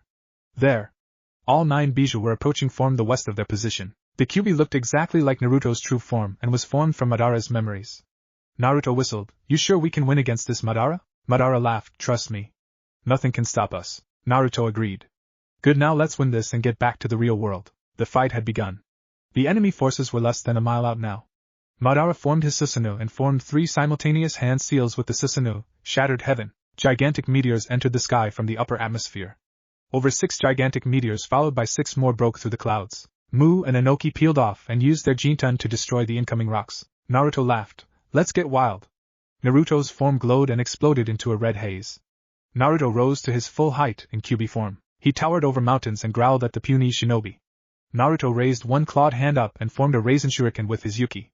Tailed Beast Ball Raisin Shuriken. Naruto raised the potent orb of destruction and threw it. The Raisin Shuriken raced towards the Shinobi Alliance, promising certain death should it go off. A distortion appeared in the air and the Raisin Shuriken disappeared. Naruto's eyes narrowed as he saw Kakashi with his Mangekyo out. Madara jumped on top of Naruto's head. You should have anticipated that, Naruto. Our enemies may be imaginary, but they are the culmination of all of my knowledge about them. They will display only what you and I know about them, and I know quite a bit. Madara chided. Naruto scowled. I forgot about that ability. I'm still surprised you know so much. What Naruto did not say was that he thought it was total bull. How could Madara know about what happened after he died? Naruto had grown somewhat close to the Uchiha since their time in Tsukiyomi, though he still did not know much about the man.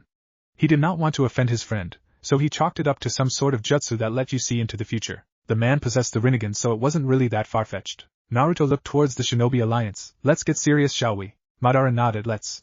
Madara formed his perfect Susanoo and covered Naruto in it. Naruto normally felt invincible in his true form. With Madara's perfect Susanoo he felt unstoppable. The Susanoo covered Naruto in its ethereal armor, and a sword formed in Naruto's clawed hand. Up above the Tsuchikage were busily blasting the falling rocks.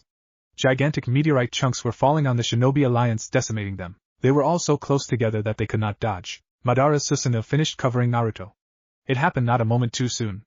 Hashirama broke formation with the other shinobi approaching. The rest of the shinobi were only half a mile out, and Hashirama was quickly gaining ground. The other shinobi were preparing their own jutsu. Hashirama prepared his most powerful jutsu. Sage Art, Mokutan, true several thousand hands. A giant colossal 1-kilometer statue appeared with thousands of wooden hands. Madara scowled. Naruto, we must destroy that before it gets within range. On it! Naruto yelled. Naruto charged forward, utilizing his shinobi knowledge to move faster than he possibly should. The ground broke underfoot. A gigantic Rasengan over 10 times bigger than himself appeared in his hand.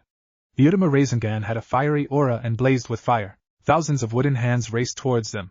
If Hashirama struck the first blow, it was over. Naruto growled as the hands approached. The hands reached forward. Time slowed down. The 1-kilometer-wide statue was about to smash Naruto and Madara to oblivion. Behind Naruto the 9 Bijou approached, each preparing their own Bijudama. All of the Kage were approaching with their personal jutsu ready. The Shinobi Alliance had been decimated by the falling rocks, but some still lived. As the attacks neared, Naruto let a vulpine grin grow and disappeared with a Shushin. Hashirama was surprised as the Kyuubi and his arch-nemesis disappeared into thin air. It did not last long as the Bijudama from the 9 Bijou missed and obliterated him and the statue.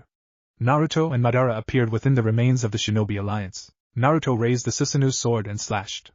Like an invisible wave of destruction, the entire Shinobi Alliance was cut down. The Susanoo's sword swept over the Alliance and cut down 3 mountains that resided behind them.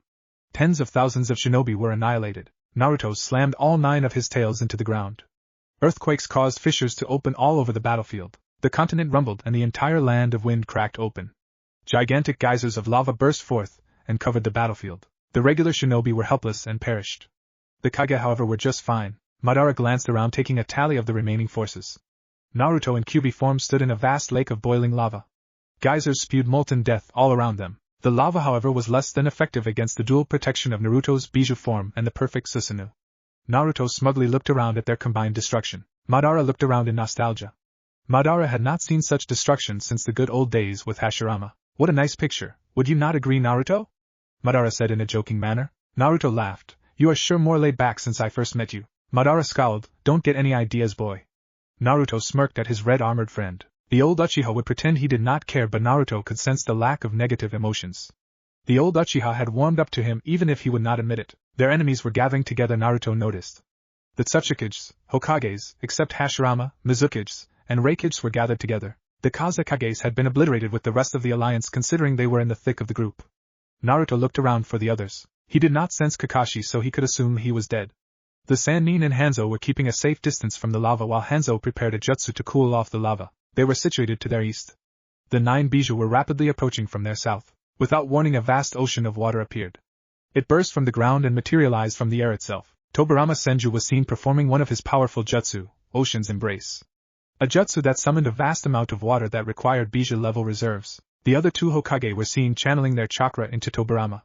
The Kage were a quarter of a mile away on a high rise. The water was cooling the lava and ridding Naruto of his buffer between them. Naruto looked at the approaching tidal wave with anticipation. Naruto looked upwards towards Madara, conveying his intention.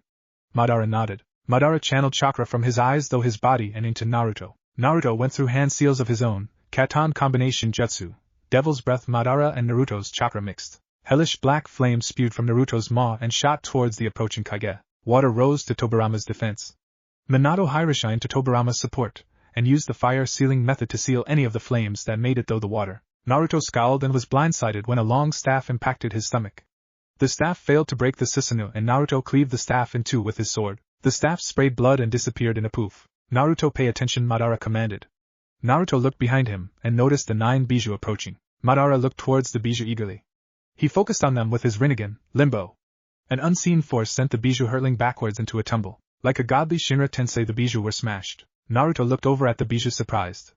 Damn, that is overpowered, Naruto thought. With the 9 Bijou out of the equation for a while, they could focus on the Kage. Beams of destruction rained down on them, and the 3rd Reikage Shu shined on top of Naruto's head. The 3rd Reikage appeared on top of Madara with lightning blazing in hand. 1 finger held stab. The 2nd and 3rd Tsuchikage appeared overhead with their respective Jintan. The 2 blasted Naruto with the atomic beams. Naruto decided to let Madara handle them and focus on the other Kage. The Hokages and Mizukage faced him down. On top of Naruto's head, Madara was not even surprised to see the Reikage appear. Under Madara's armor, sage markings appeared on Hashirama's face. Madara ducked under the Reikage's hell stab, and before the man even had time to react, Madara kneed the Reikage with bone-breaking force. The bear of a man hacked blood and Madara head-butted the man. The 3rd Reikage's lightning armor did nothing as Madara leached the lightning armor off with his Pretapath. Madara gripped the Reikage and ripped his soul out. The man slumped over dead. Twin beams of destruction from the Tsuchikage raced towards him. Madara looked upwards, pathetic. Madara absorbed the beams with Pretapath and used Limbo. The 2 Jinten users were instantly killed as their heads were blown clean off. Madara laughed. This may be an illusion, but I can't help but enjoy this. Moments later, Naruto was currently destroying the Kage. All of the Mizukages had been killed as they had no large-scale jutsu or escape techniques. All of the Tsuchikages were dead as the first had fallen prey to the earlier lava geysers. Naruto had felt the last 2 Tsuchikages perish by Madara's hand. The Sannin had joined the battlefield only to die when Naruto slammed a boss-summon-sized Rasengan into them. Hanzo died when Naruto spewed black flames and utterly destroyed him. The only Kage left was Tobirama. Tobirama jumped aside as a large armored claw impacted his previous position. Tobirama was breathing heavily as he ran low on chakra. Naruto had been keeping the man on his feet. Tobirama was preparing to dodge the next strike when he froze. Like an invisible force, he was restrained to the ground. He did not dodge when Naruto slammed his fist into the ground. Naruto grinned, finally having killed the annoying man. Madara smirked at his successful usage of Limbo. The duo finally faced the last remaining threat. The 9 Bijou. Naruto and Madara looked towards the Bijou coolly, each mirroring a smug expression of superiority. The Bijou had recovered from the utter beating Madara gave them. Naruto looked towards his partner, and it? Madara chuckled, if you insist, Limbo. An unseen force hammered the 9 Bijou into the ground repeatedly. Madara dropped the perfect Susanoo and formed hand seals. A gigantic demonic-looking statue appeared and Madara jumped to it. Large ethereal chains came out of the statue's mouth and impaled the immobile Bijou. The Bijou tried to fight back, but it proved useless. The Bijou were dragged inside the statue. Naruto's sweat dropped. That was ridiculous. The world shimmered and the duo returned to the white space that Naruto remembered when he first came here. Madara faced Naruto with a serious expression. It seems I trained you well, Naruto. You have exceeded my expectations. That statue you saw is a containment device for the Bijou, so don't be alarmed. Naruto was surprised. He did not expect the Uchiha would feel the need to explain himself. It showed he valued Naruto. It's fine. You can explain after we defeat Akatsuki. We have all the time we need to contemplate our plans after we win. Madara nodded, secretly relieved he would not need explain his plans. That would quickly cause a very violent disagreement between them. Madara still wondered if he truly valued Naruto as a student or friend. The blonde was rubbing off on him slightly and that irked him.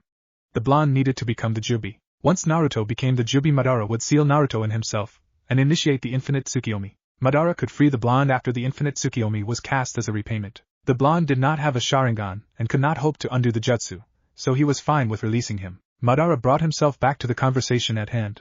Alright, now that we have trained and prepared, we can take the Akatsuki and their army on. Once I end this jutsu, we will go into a 3-hour meditative trace. We will be vulnerable during this time. Naruto's felt his anticipation boil over. Alright then, let's do it. Madara chuckled at Naruto's light-hearted mood. Madara released the technique and the two entered the real world. Hours later, outside Amigakure, Pain stood with Obito and Konan. The trio stood on a large cliff that overlooked the entire country.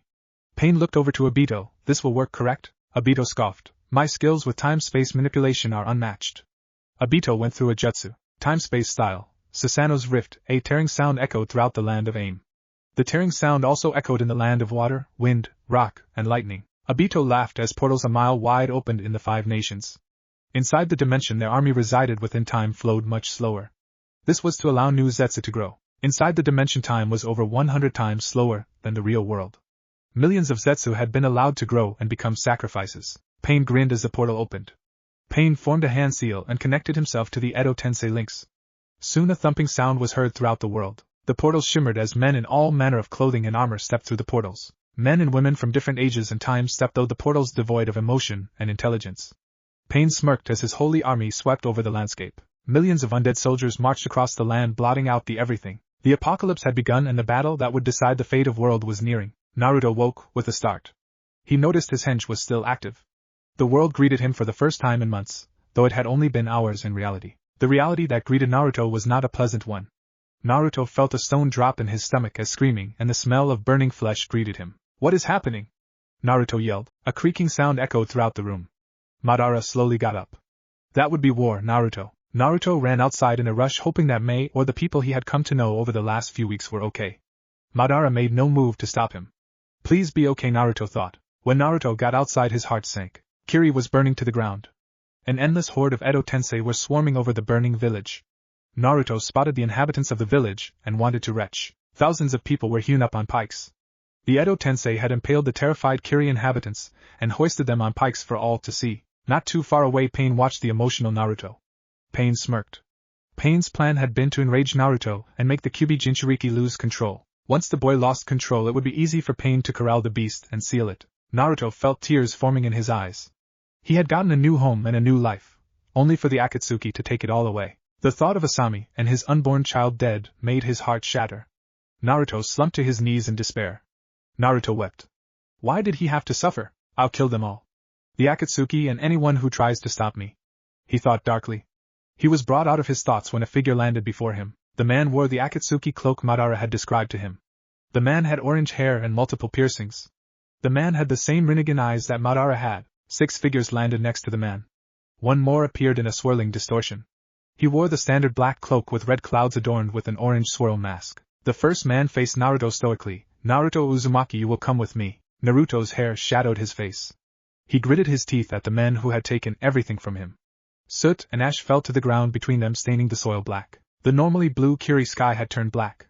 The fires from the village were approaching and would soon engulf the compound. Before anything else could happen, a figure stepped out from the dojo. Obito looked towards whoever was interrupting them and felt his heart stop briefly. Madara Uchiha stepped out of the dojo wearing his trademark grin. Pain was equally shocked as he believed Obito was the real Madara. Madara faced Pain and Obito. Did I miss something? Obito choked up. Pain glared at Obito. Who are you, imposter? If this is the real Madara, then who are you? Obito felt Pain's glare all too well. Obito tried to come up with a reply quickly. Madara was with the Kyuubi Jinchuriki for some unknown reason, and he needed a plan quickly. Obito glared at Pain and replied in a harsh voice, it does not matter who I am. We have the same goals and these two stand in our way. Pain's face hardened, but he glanced at Naruto and Madara, seeing that he needed the assistance. Obito smirked beneath his mask. Why don't we settle our little dispute after these two are dead? I think I can settle for that. Pain said stoically. Of course he intended to kill Obito after all was said and done, so why not work together for now? Obito was thinking along the same lines. Madara glanced towards Naruto. Naruto, get yourself together. You can grieve later. Now we have a fight on our hands. Naruto felt himself heave. Sorrow and rage filled him. He glanced over at the ancient Uchiha. They're mine.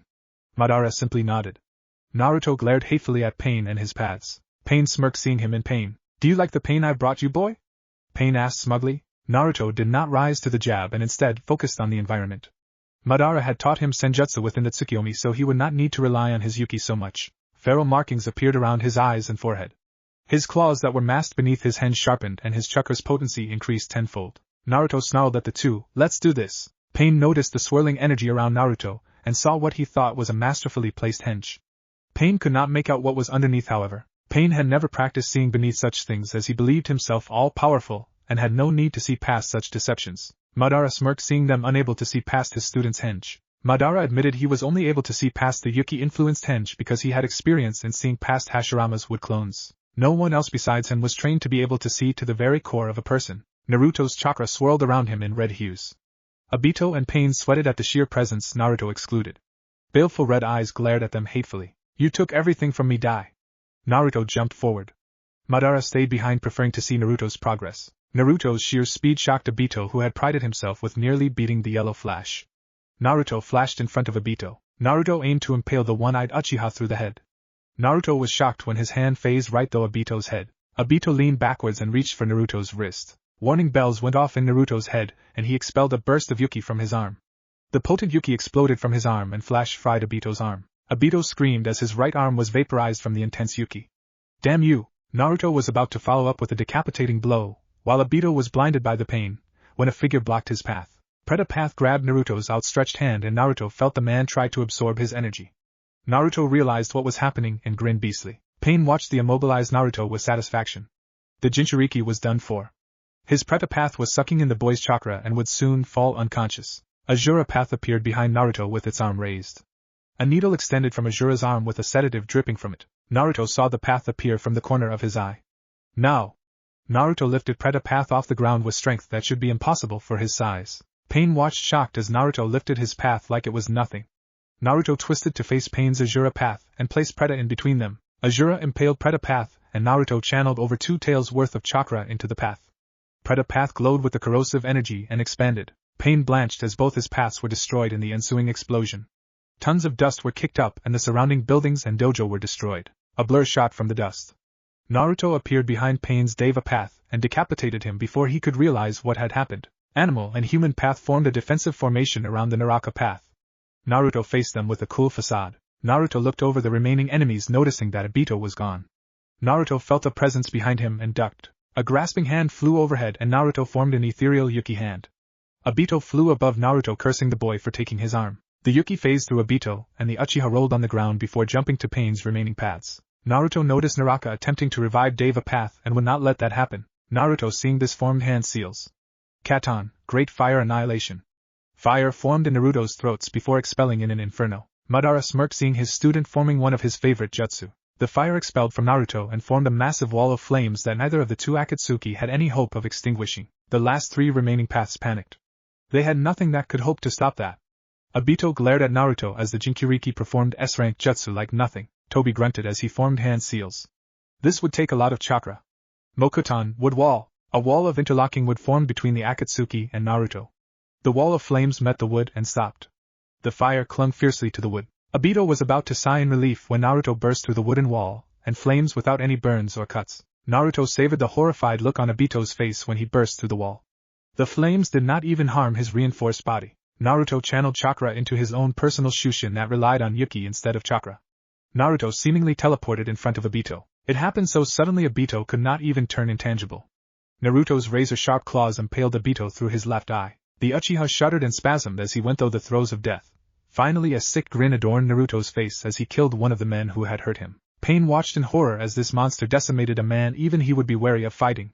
Pain looked over at the real Madara and saw the Uchiha looking bored at their fight. This is impossible. Naruto slowly turned to the last remaining paths.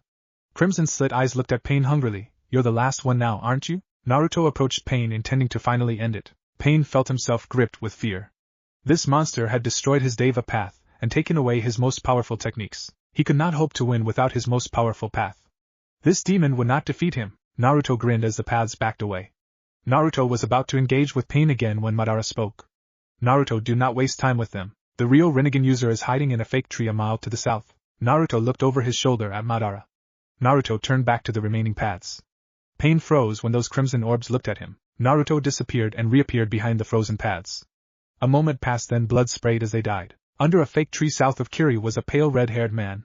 The man had multiple black rods jutting out of his back and was suspended within a walker. The contraption kept the paraplegic in place and allowed him to focus his powerful abilities. Nagato panicked. He had severely underestimated the Kyuubi Jinchuriki. The boy moved faster than even the fake Madara had by leaps and bounds. Konan glanced at him nervously. Zetsu stood behind Pain with gleaming yellow eyes. Nagato glanced at Konan. The Kyuubi Jinchuriki was stronger than expected, and he brought along the real Madara with him. Konan gasped, "Nagato, what can we do?" Nagato grunted, "I have this under control. I will use the Edo Tensei to simply overrun them. They cannot hope to stop that." Konan let out a relieved breath. Zetsu nodded, as that might have worked if he was not there. Konan was about to resume guarding the entrance to their hideout when a black rod impaled her. Nagato watched horrified as his last friend in the world died by his own hand.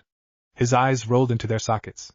He did one last thing before he lost consciousness. He severed the Edo Tensei from his control, and ordered them all to kill the Kyuubi Jinchuriki. Countless Edo Tensei across all the nations suddenly stopped. Their mindless bodies processed the command before they shuddered and headed in one direction. They had no minds, as their free will had been taken away. Only one desire was left in these barren souls: kill Naruto Uzumaki. Orochimaru grimaced as the world above shook and trembled at the fighting. Konohagakure was in no danger, but the surrounding countries were fighting for their very lives. The collective fighting was causing the very land to tremble as every nation fought. The earthquakes from the land of Earth could be felt even in his lair. Orochimaru looked towards the brightly glowing seal in his laboratory. At over 100 feet wide, it required more energy than all the bijou combined. Orochimaru had run into the problem of the chakra requirement when he attempted to activate the newly completed seal with Kage-level Edo Tensei. It had failed. The 10 hexagonal crystals glowed as the figures within were sapped of their chakra. Orochimaru learned from his mistakes. All 10 of the crystals contained previous Jinchuriki. They all had been revived with their bijou's complete chakra so they could power the seals. The crystals were personally maintained by Gyurin so they could smoothly absorb the chakra. Orochimaru gazed in anticipation as the seal powered up. A body lay motionless near the circle. Jiraiya had been tired and exhausted from working nonstop for several weeks. It had been child's play for Orochimaru to literally stab the tired and old man in the back. Jiraiya had not even realized he had been played until the Kusanagi entered his skull. Finally the seal finished powering up. "Yes, come now and gift me with the ultimate power," Orochimaru said eagerly. In his quest to find a weakness to the Edo Tensei, he had found a strange chakra that could damage an Edo Tensei body. The chakra was located near the Uzumaki ancestral home and was blackish. It had been held suspended within an Oni mask. Naturally, Orochimaru understood that he could reverse summon whoever the chakra belonged to if he had the proper seals. He would use the chakra drain to take this chakra from whomever it belonged to and kill Pain and his army. The binding seals would hold the person still while he used the technique. A powerful shockwave emanated from the seal and Orochimaru was shocked at the power being emitted. Impossible, the person has not even been summoned yet and the power is distorting reality. The seals ripped open space and the sealing circle transformed into a circular portal. Ungodly amounts of energy radiated from the portal, making Orochimaru sweat. Purple ethereal energy formed the portal. The portal flickered in instability. Orochimaru felt the energy increase even more as the portal dragged the summoned person across space and time. Orochimaru shielded himself as the energy exploded upward and blew his underground ceiling off.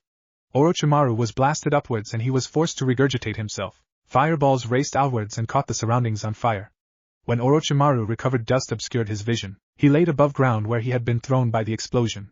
He glanced around and grimaced as Konoha was burning. The explosion had blown all the surrounding buildings to cinders and wildfires raged out of control. Shinobi ran around desperately trying to put out the fires. Orochimaru felt himself freeze. Malevolent energy swept over the entire world and turned the surroundings a shade darker. Orochimaru shakily turned his head towards the giant crater in the ground even as his soul trembled.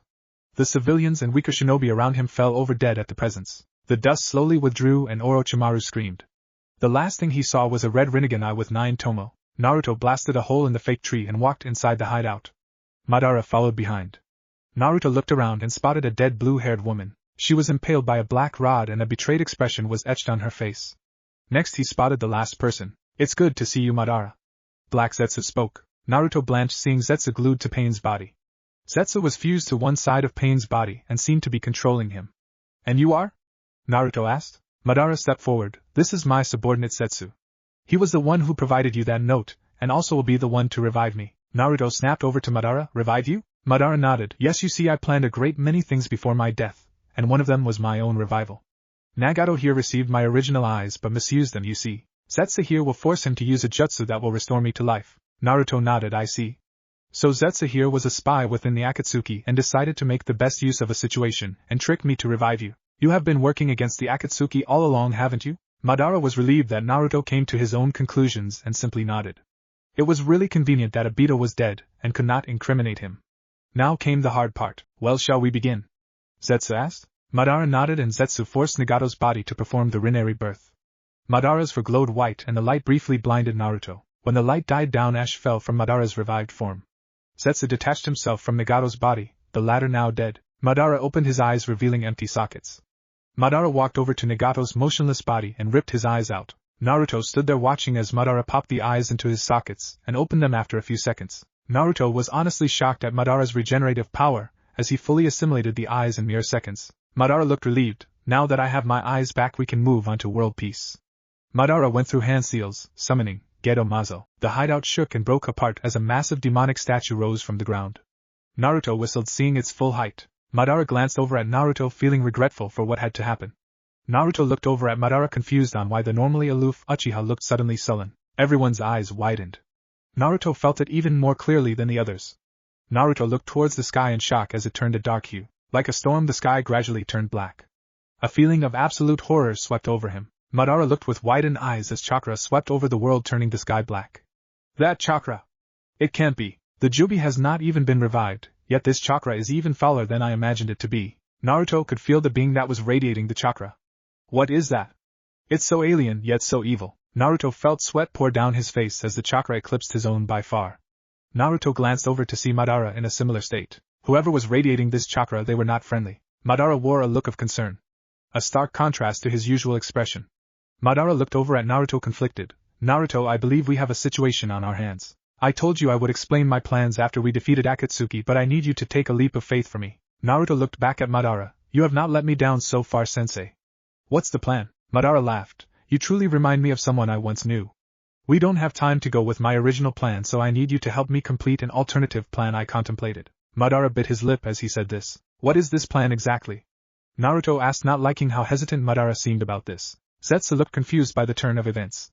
Madara sighed. This was a plan I created when you told me about that chakra drain technique of yours. Originally I would have had you drain the statue so you could become the Jubi, and we could enforce peace on the world. So? What's changed? Naruto asked. Madara answered, the problem we have is that surge of chakra. Whoever or whatever it is, it will be powerful enough to pose a threat to us. There is not enough time for you to absorb the Jubi and reasonably expect to succeed before this mysterious person attacks. Naruto realized Madara was right. It would take an inordinate amount of time to absorb the Jubi, and they did not have the time. He could sense the Edo Tensei and this new figure approaching them. Luckily it seemed this person was fighting the Edo Tensei for first dibs. Still, they did not have much time. The new figure was moving at speeds that dwarfed anything he had felt, and it was headed directly for him. So what can we do? Naruto asked, frustrated. Madara grimaced. He felt the new chakra closing in. It was so potent it almost frightened him. There is one thing we can do. Between the two of us we can each absorb half of the chakra that resides in the statue. We must also share our chakra and mix it. This should allow us to reach a higher level. Naruto realized Madara must be truly desperate. Did Madara know something he did not? I've never seen him so nervous. What does he see that I do not?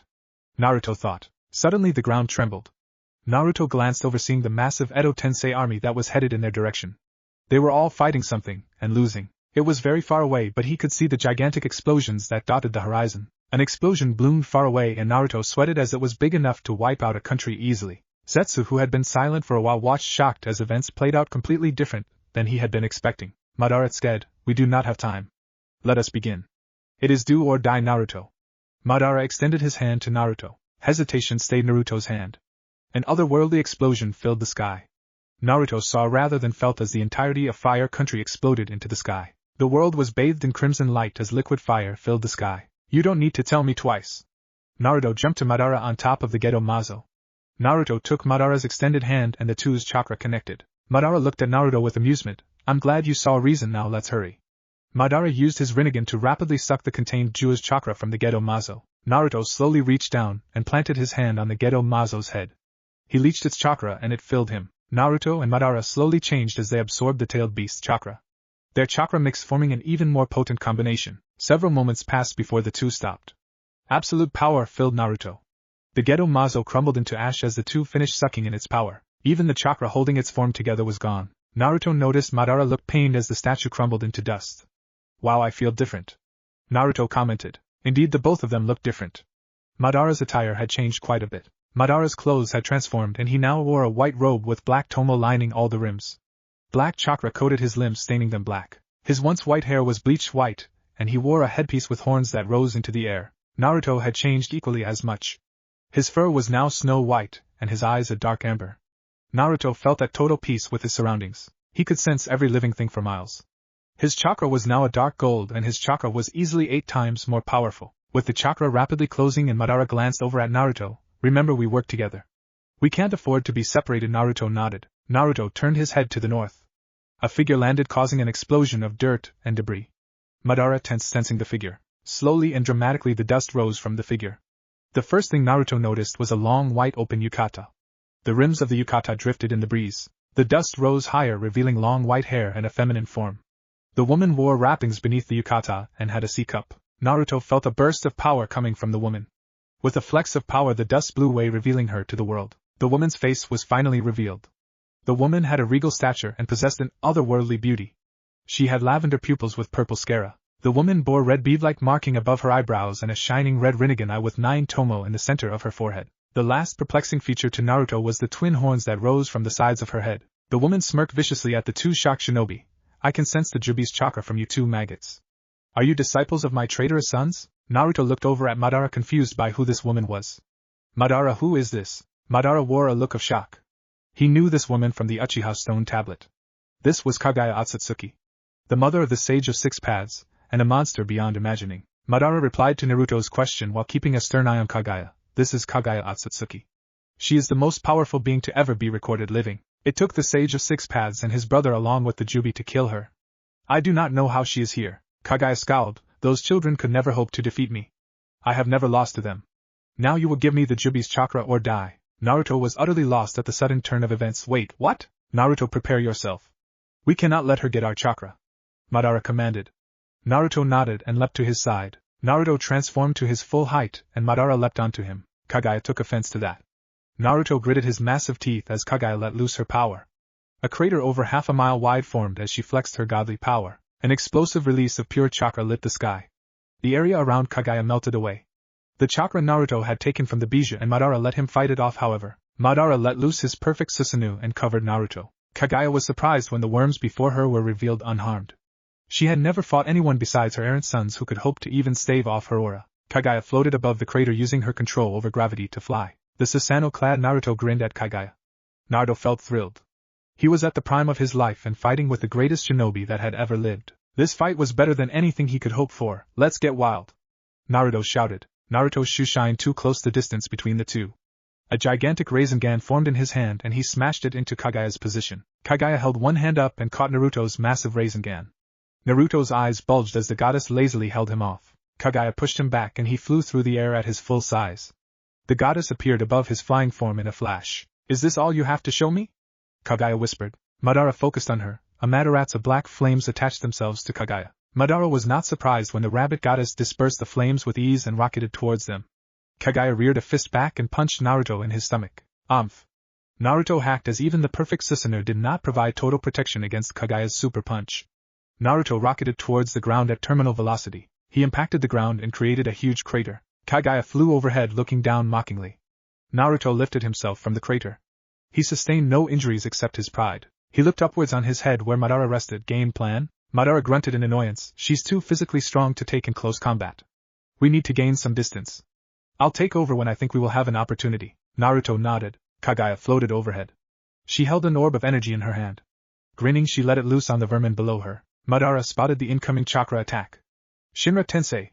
A wave of gravity attempted to repel the attack but failed. The attack packed so much power it blazed straight through the Shinra Tensei. Madara's eyes narrowed. Naruto, it's time for a combination defense. Naruto nodded. The both of them mixed their chakra and Naruto held up Susanoo's sword like a baseball bat.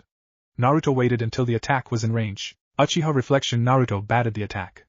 Kaguya was surprised when her own attack was thrown right back at her. Nice trick, children. Kaguya braced herself and prepared to catch her own attack.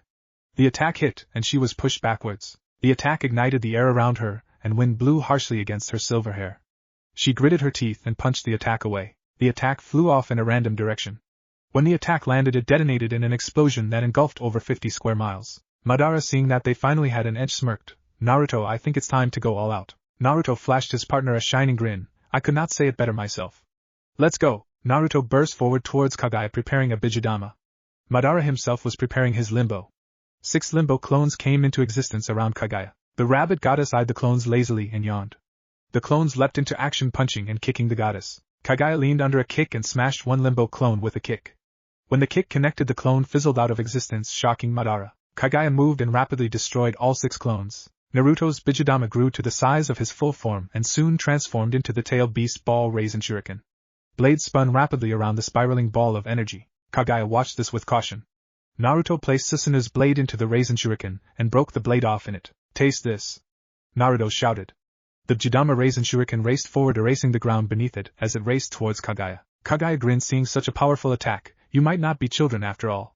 You impress me. While the attack speared toward Kaguya, Madara was busily forming wings out of the back of Susanoo. Naruto was shocked when wings formed out of his back and Madara lifted them towards the sky.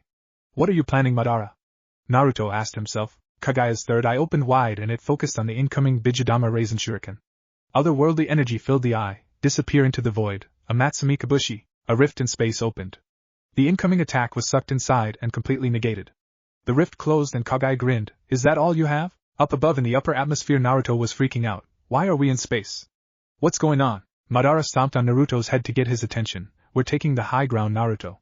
That level of attack won't stop her. We're going to bombard her from space until we exhaust her. Naruto looked around at the stars and moon overhead. Sounds good to me. Madara reached upward and a black orb gathered into existence. Naruto looked in amazement as the orb grew until it was bigger than Madara's palm. The orb suddenly exploded into dozens of smaller ones. Madara clasped his hands together. Planetary catastrophic devastation. Down below, Kaguya smirked, seeing such a powerful technique. That's it. Don't disappoint me now. Give me a good fight before I rip the jubi from you both. The orbs began pulling on the earth below, uprending entire continents. Islands, mountains, cities, and everything in between was sucked into the attack. Naruto watched in total shock as the various countries of the world were ripped up into giant dirt balls. He could sense millions, possibly billions, dying as Madara tore the world asunder. Shit, if this doesn't end soon, there won't be a planet to return to. Sweat dripped down Madara's brow. He did not have the complete jubi, and this was taxing on him. He could perform a few more feats before he needed a reprieve. All of the shinobi villages and countries lied below, destroyed as the Chibaku Tensei tore entire continents up. The continent-sized meteors hovered above the earth. Madara huffed slightly and sent Kaguya a look that promised pain. Madara pointed and the giant rocks sped towards Kaguya. Down on the ground, Kaguya looked at the falling meteorites with excitement. I'm impressed, as I doubt even my sons could pull off such a display without heavily taxing themselves.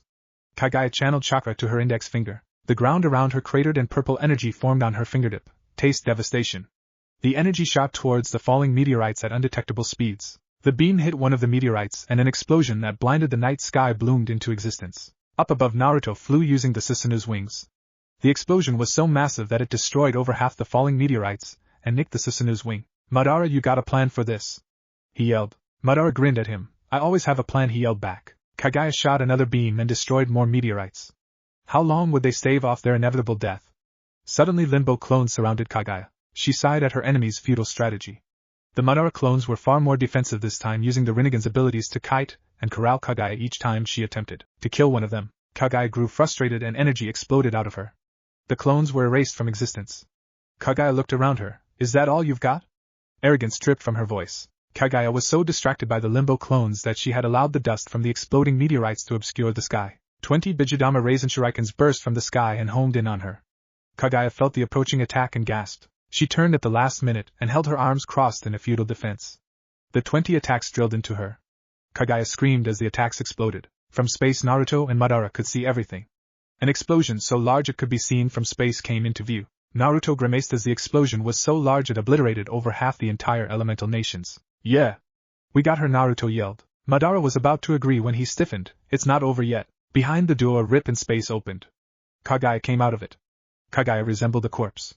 Her lower torso was completely gone, and both her arms were burnt beyond recognition. Her skin, hair, face, and breasts were melted and plastered to her skin. Kaguya was in her death throes. Damn you, she muttered weakly. Naruto stared horrified, wondering how she was even alive. Madara was wondering the same, as he could not even figure it out. Kaguya glared at them. You will die for this. Kaguya prepared her strongest attack. She could feel her life slipping away and used what life force she had left to perform this one last attack. Her third eye opened wide and focused on the duo. I will take away your power you covet and kill you both, Kaguya declared in a weakening voice. Madara prepared a Shinra Tensei while Naruto prepared a Bijudama. The two were unprepared when they felt a rift open in their very bodies.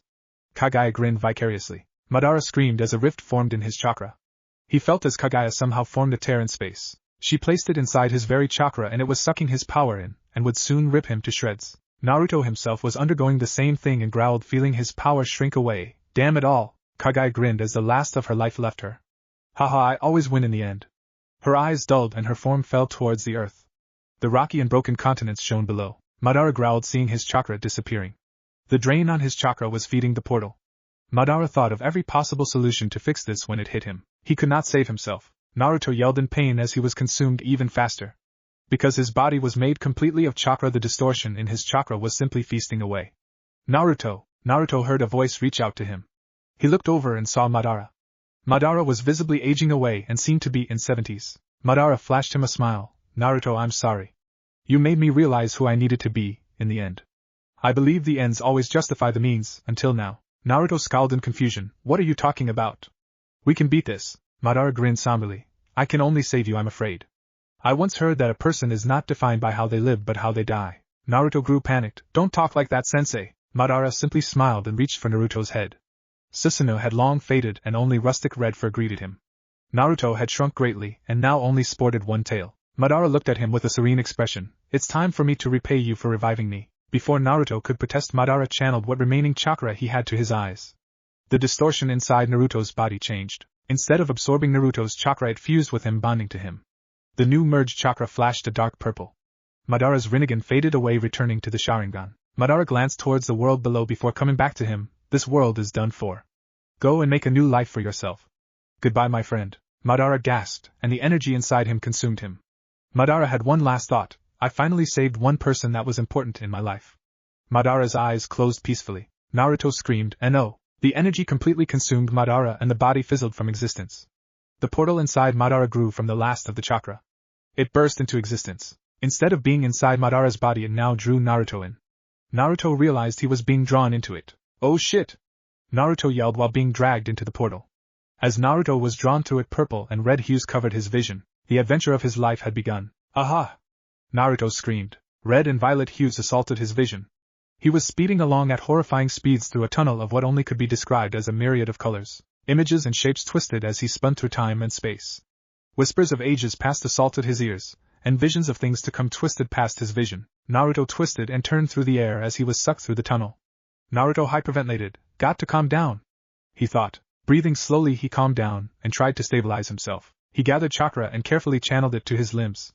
Madara had taught Naruto the secret to flight during the Tsukiyomi. Naruto let out a sigh of relief as he finally stabilized.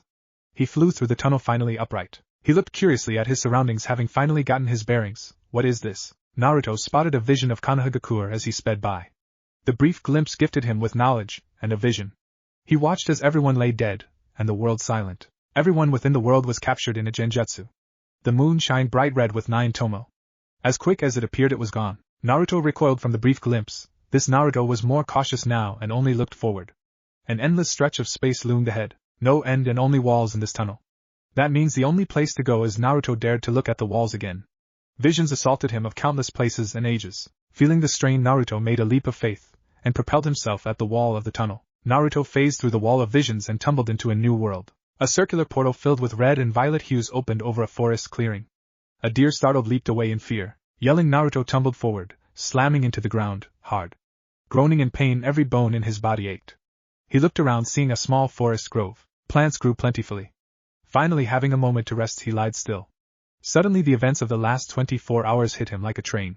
He lied there sobbing. Madara, my child, my village all gone. His claws dug into the dirt. Dark purple chakra burst from him in a rising pillar that burned the area around him for hundreds of yards. The dirt beneath him turned to glass beneath the godlike power. Naruto's eyes flashed into a Mangekyo Sharingan before changing into the Rinnegan. One tail turned into 9 as his chakra shot through the roof. Madara's gift had awakened. The other Jubi half. Naruto's anger reached new heights when the image of his precious people hoisted on pikes flashed in his mind. The power exploded around him in the form of a giant shockwave that could be felt all over the continent. The ground Naruto turned into ash as his form changed once again.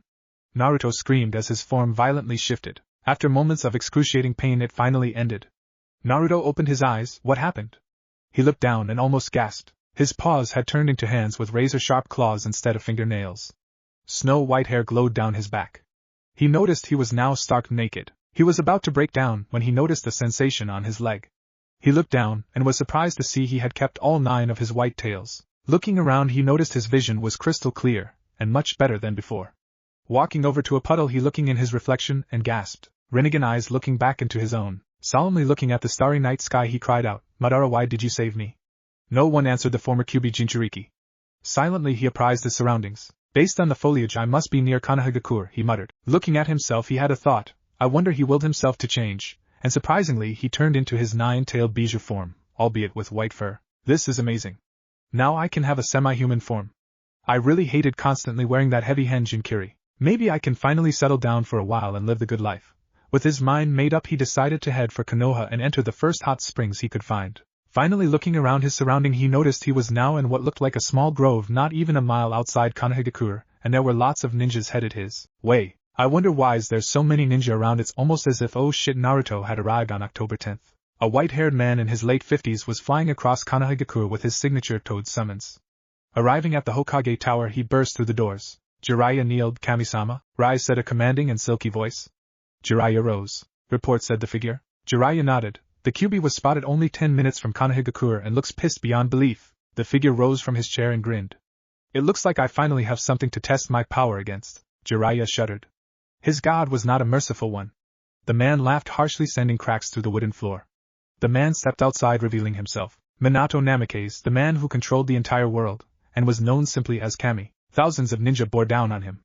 Just what had he gotten himself into? Naruto had bad days, and then he had absolutely fucking horrible days. Today was one of those. First he lost everything that mattered to him, and then he was hurled into a new world. Now he was fighting against his former home. Only moments ago he had transformed into his full height only to realize where the portal had dumped him. Right outside of Konohagakure. Stop, I don't want to hurt you, Naruto yelled. The Konoha shinobi screamed battle cries. For Kami-sama, for glory. The shinobi that poured out of the village ran straight for the gigantic Kyuubi, intent on killing their enemy at any cost. Naruto reared back and remembered Madara's teachings. If they would not stop, he would show no mercy. The rapidly approaching shinobi grinned madly as the Kyuubi's claws turned them into red paste. Up above, on the village's main wall, Minato grinned darkly. They had served their god well. Naruto did not idle while thousands of ninja peppered him with techniques. He swiped his mighty claws, tearing huge trenches in the earth. Screams and shouts of anger greeted him. Why is this happening? What did I do to deserve this? Why do they hate me? Remembering his treatment when he was a child, he finally understood why he was hated still. Naruto screamed, "You will not stop me this time." Dark purple chakra manifested around him. Minato, who was standing idle on the village wall, gained a shit-eating grin. Dark purple ethereal armor covered Naruto's Kyuubi form, sheathing him entirely in the perfect Susanoo. Swords manifested in each tail and hand. To complete the look, glowing Rinnegan eyes peered out of 2 eye holes. "Stop me now, Yellow Flash!" Naruto roared. He remembered now. He remembered what was supposed to happen. He would not be sealed in a human form again, and lose his memory. Ha ha ha ha ha, this is great! Minato bellowed from the village wall. Naruto stopped. Wasn't the Yellow Flash a good guy? Wasn't he supposed to be like him? Minato disappeared. Naruto's eyes widened as he barely saw Minato move. Pain flared as Minato landed on his head, driving a dust-release Raisin Shuriken into his head. Screaming, Naruto rolled over as Minato's Kekai to Rasen Shuriken tore through his defense like wet paper. Naruto felt his vision dim, and was about to give in. The image of his friend Madara giving him a disappointed look appeared. Minato had taken down the Kyuubi with a single jutsu and was sorely disappointed. Was this his challenge? The shinobi of Konohagakure were reveling victory. Right as Minato was about to walk away, the white-furred Kyuubi roared. Minato grinned and faced his foe once again. Naruto rose slowly, blood gushing from his wound. The top of his skull was shattered, exposing brain matter and dark ichors. With a roar of frustration, the wound rapidly healed, closing. Naruto had never dealt with this kind of pain. "You didn't think that would put me down, Yellow Flash?" Minato sneered. "You're the Kyuubi. I expected you to roll over and die. I'm more surprised you can form the Uchiha Susanoo, and you have the Rinnegan. I must commend you for keeping such things secret this long." Naruto grinned. "Don't underestimate me, bastard." Naruto formed his Susanoo and glowed brightly. Grimacing, his form shrunk. Minato and the Konoha shinobi gaped as the Kyuubi shrunk until he stood at Minato's height. Naruto stood at a little over 5.5 foot, wearing what looked like a fusion of his Uzumaki armor he had bought and his Susanoo. His armor glowed brightly and covered him completely. His Rinnegan stared ominously while 9 Susanoo-clad tails swished behind him. Perfect Susanoo without the nose. Minato chuckled. "Now this I did not expect." A real challenge for me, a god? I am Kami. Naruto crossed his arms as Minato signaled for his forces to stand back.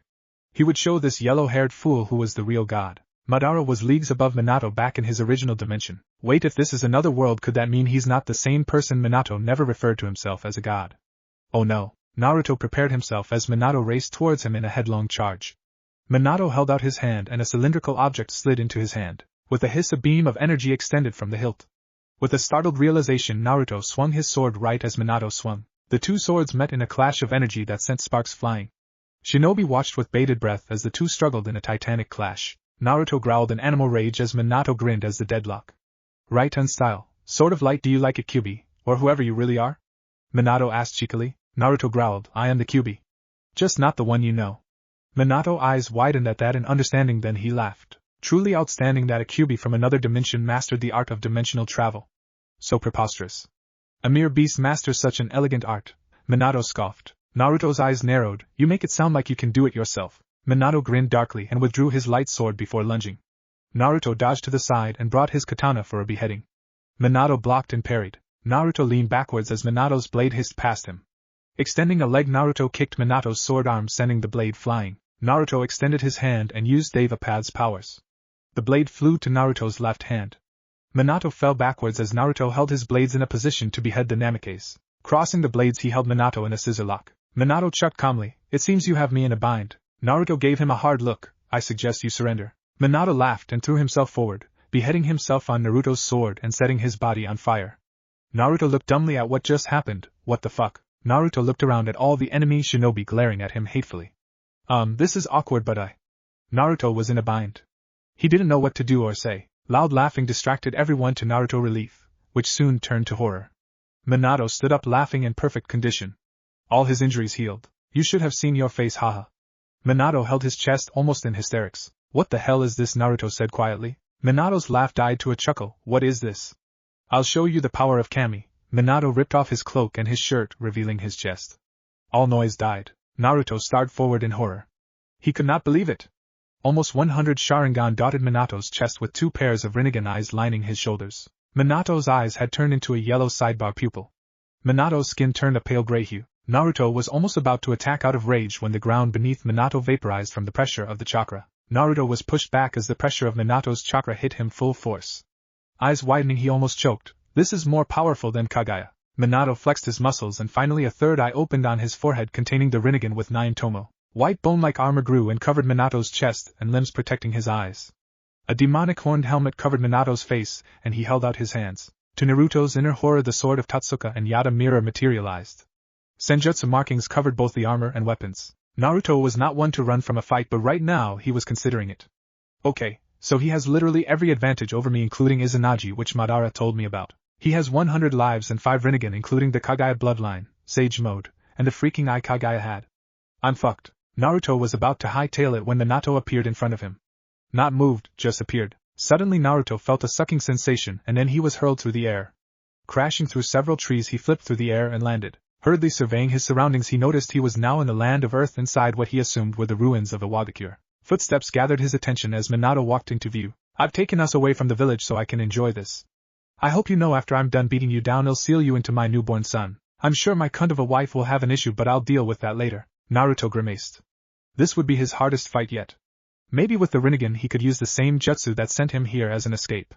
He would only try as a last resort. He remembered his own chakra fusing with the Jubi, Madaro's, and Kaguya's special chakra. Wait, maybe we can come to an agreement, Naruto said nervously. Minato scoffed, no chance. I'm having the fight of my life, and why would I need a beast for an ally when I already control the world? Well fuck. It looked like Minato was done talking and the time for fighting was here. Naruto activated his Rinnegan to his fullest potential. Channeling chakra into his Uzumaki armor, he overfilled the seals that strengthened the armor. Madara had rewritten them to correspond to the amount of chakra put in, and now they could be strengthened infinitely. Channeling enough chakra to level a mountain 10 times over, Naruto sped towards Minato. Minato met him halfway and launched the sword of Totsuka at him. Naruto formed twin katanas and blocked the strike. What he did not account for was for the Yata mirror to shield bash him into the distance. Naruto impacted the ground, causing a massive explosion half a mile wide. Ruined buildings collapsed around Naruto as he plowed through wall after wall. Finally he crashed into the Tsuchikage tower, bringing it crashing down. Minato landed nearby. Don't tell me that's all you got. Naruto had enough. The Mizukage tower exploded in a haze of demonic purple chakra. Naruto's tails swept forward, each holding a Bijudama Raisin Shuriken. Minato's eyes widened as he held the Yata mirror in front protectively. The Bijudama Raisin Shuriken impacted Minato's shield with a loud screech. Minato grit his teeth as he was slowly pushed backward. With a disgusting squelch, bony hands grew out of Minato's back. Naruto watched startled as the hands raced towards him, each sporting a Sharingan. Each individual eye morphed into the Mangekyo. The black fire of a Antaraxes launched forward. What the hell? Naruto exclaimed. Black flame bombarded him. Only thanks to Madara's training within the dream world was he able to absorb the flames with the Preta path. Having his vision obscure, Naruto was unprepared for the skeletal hands, each using the Raikiri that punched into his chest with the force of a bijou. The hands cracked his spectral armor, but his Uzumaki armor underneath held true. Launched backward, Naruto desperately extended his tails, hoping to keep Minato on the defensive. Minato grinned as his jutsu landed true. He was beginning to grow tired of standing still as Naruto's Bijudama Raisin Shuriken kept him rooted. With Naruto's propulsion, he was able to Hiraishin to a kunai he had placed earlier 20 meters away. The Bijudama Raisin Shuriken impacted the ground. The entire landscape vaporized as a 5-megaton explosion obliterated the landscape. Molten slag and hellfire created from Naruto's chakra raged across the former village of Iwagakure. Naruto groaned as he climbed through the rubble and lifted himself to the surface. A scene straight from hell greeted him. Please let him be dead, please. Inside he knew it was too easy. Minato appeared out of thin air in front of him.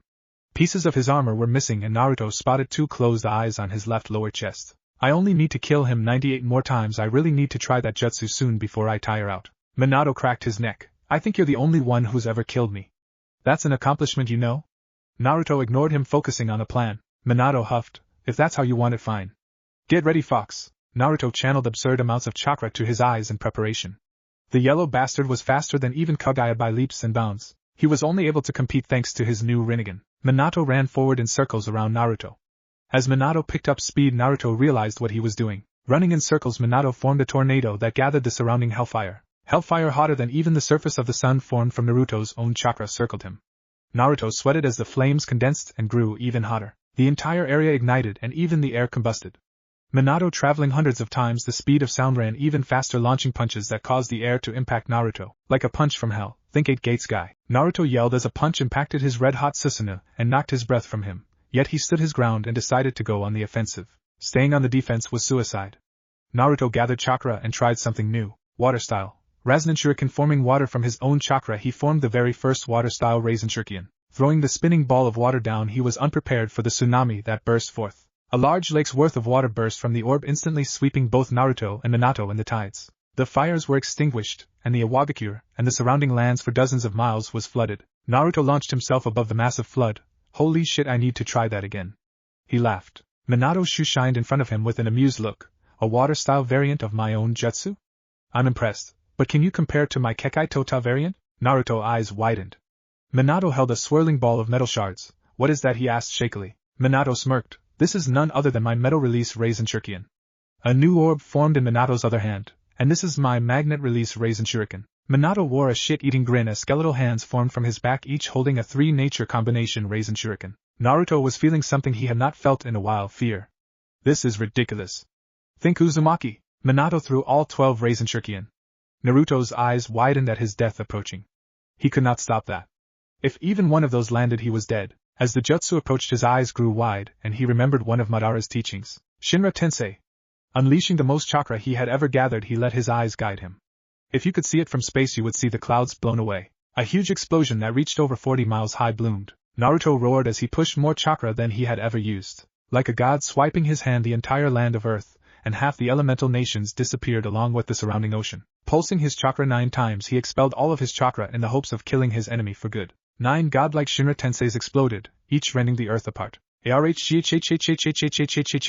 Minato screamed as his entire body was vaporized from the almighty Shinra Tensei. Naruto woke up screaming. The first thing he noticed was he was underwater. Eyes widening, he swam upward and choked as he surfaced. Lightning flashed and rain harshly pelted him. Looking around frantically, he noticed he was in the middle of a gigantic mix of mud water. It must have been the ocean. He looked around, noticing he floated in a muddy crater over 4 miles deep and endlessly wide. The surrounding land was just gone. Ocean and mud was filling the remains. Gasping for air, he felt somber. I won, but at what cost? He looked around, noticed the lighting strikes illuminating the dark wasteland. Dust filled the air to the point the sun was blocked out. He had destroyed this world. I'm a monster. He felt emptier than ever. Not even when he arrived here was he this drained. He felt tired. He wanted to sleep. Why must he keep fighting? Madara-sensei. What should do? I only cause destruction wherever I go. Silently floating along the deluge, he was about ready to simply pass out when he spotted something from the corner of his vision. No. Minato stood grinning on top of the water only 20 meters away. You killed me 12 times. I'm impressed. Minato's armor had been almost completely torn off, revealing his chest and face. Still, Minato was the stronger of the two right now. Minato's wounds were healing rapidly. Naruto trembled in weakness as chakra exhaustion overtook him. What could he do now? The sword of Totsuka manifested in Minato's hand as the man grinned savagely. I can finally become the Jubi Jinchuriki now that I have the Kyubi. Naruto heaved as the man approached. What do you mean? Minato laughed, and to Naruto's shock the chakra of the first 8 Bija flared. Naruto understood now how the man kept control over all those Sharingan. Naruto did not know why he hadn't sensed them before. The chakra of the 8 Bija manifested within Minato. You bastard, Naruto said angrily. Minato grinned evilly. Don't worry, Fox, you will join your fellow Bija in my guts soon enough. Naruto knew it was over. He was out of chakra and Minato stood strong. This was the end. Isuke Naruto looked up sharply as a glowing blue Rasengan protruded from Minato's bone-armored chest. The man looked shocked as he choked on his own blood. Sharply the hand withdrew before plowing the glowing orb through Minato's head. The body dropped and disappeared. Naruto was about to ask who saved him when he spotted her. A girl around 17 years old with flowing blonde hair wearing a baggy orange and black jumpsuit. Her breasts filled the suit out nicely. Naruto blushed despite the tense situation. She stood at 5.3 and had a shapely ass. The girl held out her hand in a peace sign. Hey, there's no time to talk. My name's Naruto and I saw your technique earlier that you used to get here. Naruto was puzzled. What technique and what do we do? Naruto gripped him by the shoulders. Your time-space technique. I saw it, and I'd been hanging back watching the fight. I was able to go to my summons dimension to avoid the worst of your fight. Her eyes glanced around at the obvious destruction. Naruto gulped. The only thing she could be talking about was how he had arrived in this mess.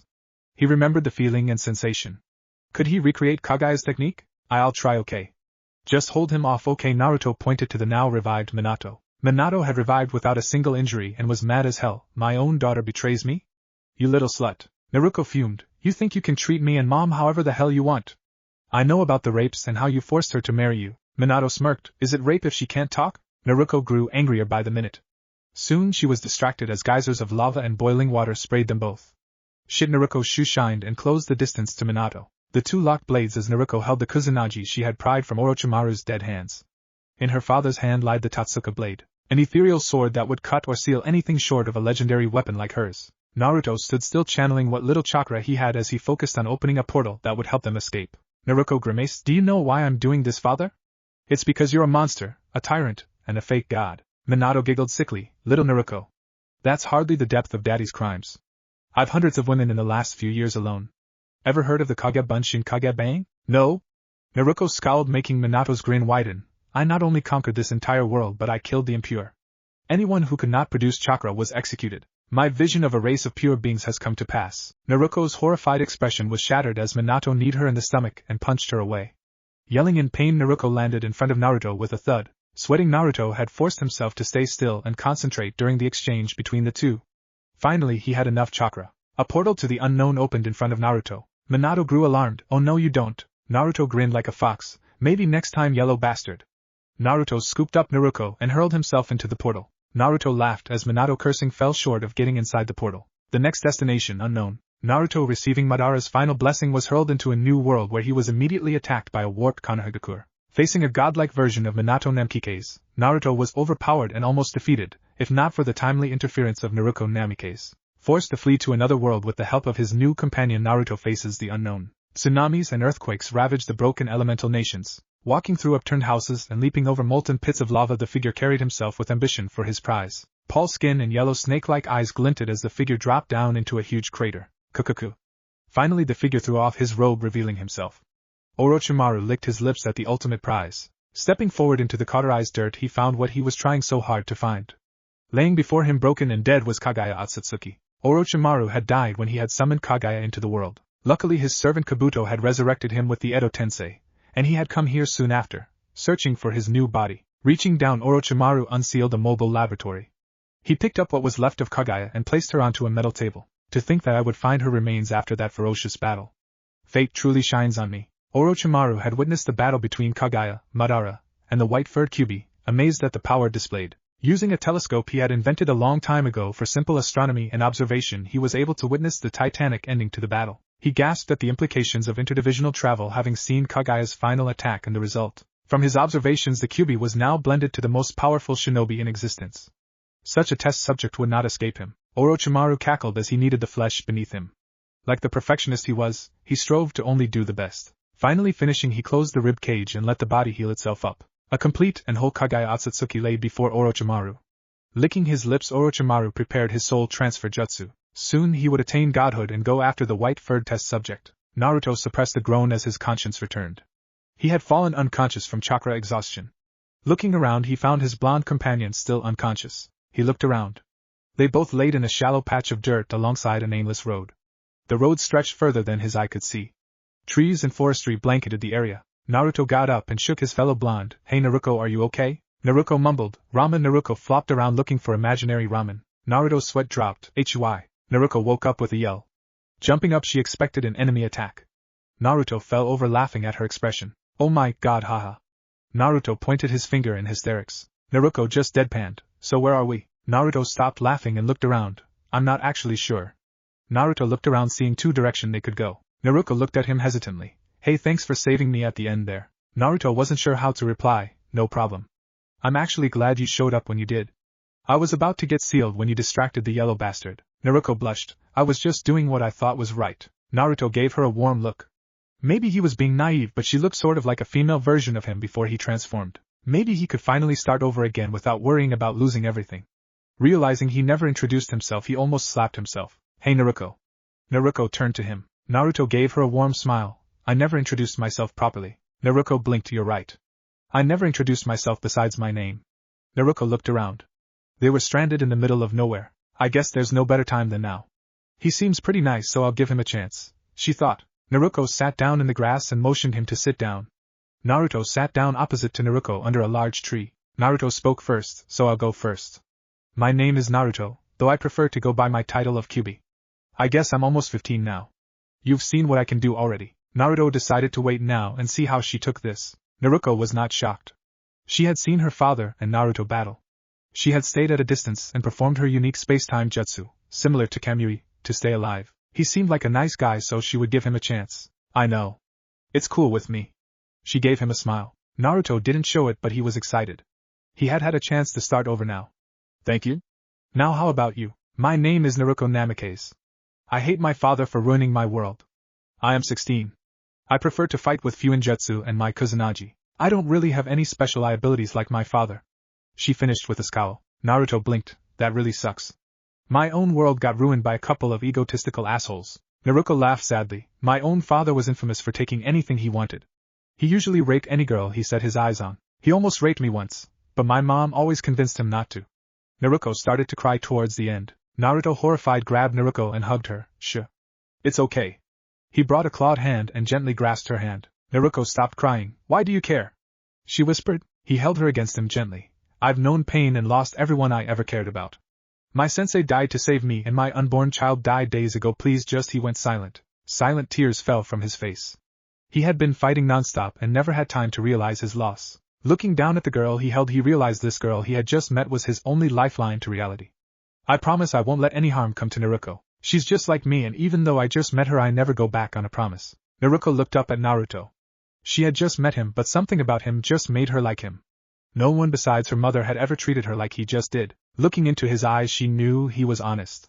He had rescued her from her father, and the world she never wanted to live in. "Promise you won't ever treat me like my father," she whispered. Naruto's hand tightened around Naruto's. "I promise." The two stared at each other for a moment before bursting out laughing. "Ha! Enough emo crap, let's find a settlement," Naruto said, holding her chest. Naruto rolled his eyes. "Let's go this way," he pointing to the south. Naruto sighed. "Well, you're the boss. Also, shouldn't you do something about that?" She pointed at Naruto's 9 tails swishing around. His green samurai armor and claws also stuck out like a sore thumb. Naruto chucked and performed Tsunade's henge he had learned in the Forbidden Scroll. With a puff, his tails disappeared. He was not getting rid of the claws or armor. "Now if we can get moving," Naruto snorted. "Whatever you say." A dark, endless void burst into light. Shadows raced and voices mumbled. "Why has this meeting been called?" A baritone voice called out. 37 figures stood on seemingly nothing. Each figure wore white robes decorated with red shokutomo. Below the group a spiral galaxy rotated. The galaxy was surrounded by millions of distant specks of light, each one a galaxy itself. That would be me. Minato Namikaze stepped forward into the center of the group. The murmurs grew. Soon some were actively arguing. Silence. The voices went quiet. Minato stood with his signature grin absent as the leader spoke. The figure motioned for Minato to speak. Nodding, Minato kneeled. I have grave news, Leader-sama. We have a threat that must be discussed. What is this threat? The leader asked. Minato's eyes showed his annoyance, but he held his tongue. Recently one of my domains was invaded by a dimensional traveler. Massive uproars greeted his statement. Silence. The leader bellowed. Minato grinned at them being put in their place. The leader looked back at Minato. You may continue, Namikaze. As I was saying, this dimensional traveler invaded my domain, and I engaged him to test my power. He impressed me. At this many of the voices began talking low. Was it one of Amatsu Mikaboshi's men? One of the figures asked. Minato shook his head. No, it was a version of the Kyuubi. I've never seen anything like it. He possessed the Rinnegan and chakra similar to the Sage of Six Paths. He was extremely powerful and forced me to expend over a dozen lives to defeat him, though he escaped. The leader pondered this. Amaterasu and the Olympians were a thorn in their organization, but this was a wild card. Still, if Minato was able to beat this wild card, what threat would it pose to them? Minato was on the lower echelons of their organization. This creature was no threat. This creature won't pose a threat alone, but if left unchecked there's no telling what could happen. Minato takes a sorry with you and track down this Kyuubi. Minato nodded and grinned. He would enjoy this hunt. After hours of traveling, the duo arrived at a huge settlement. The bright high noon sun shined in Naruto's eyes. Entering the settlement, Naruto spied a sighing reading Tanzaku guy. Merchants, villagers, and tourists walked through the streets, chatting excitedly. Quite the lively town, isn't it? Naruto commented. Naruto nodded. In my old world I had heard of this place. It's as lively as I heard. Let's see if we can find out the current state of this world. The two walked into a respectable-looking bar and sat down.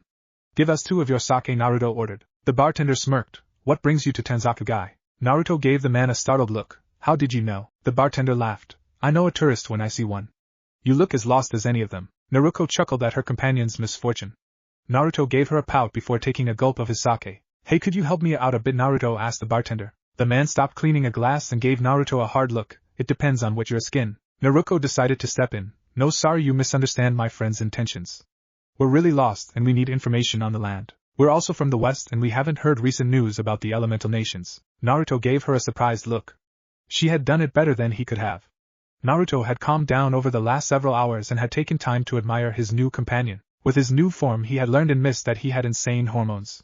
Now that he wasn't in danger he felt an attraction for Naruto. The bartender was silent for a moment. We don't usually get tourists from the west, but it's not unheard of. At the moment the great shinobi villages are in a relatively peaceful state.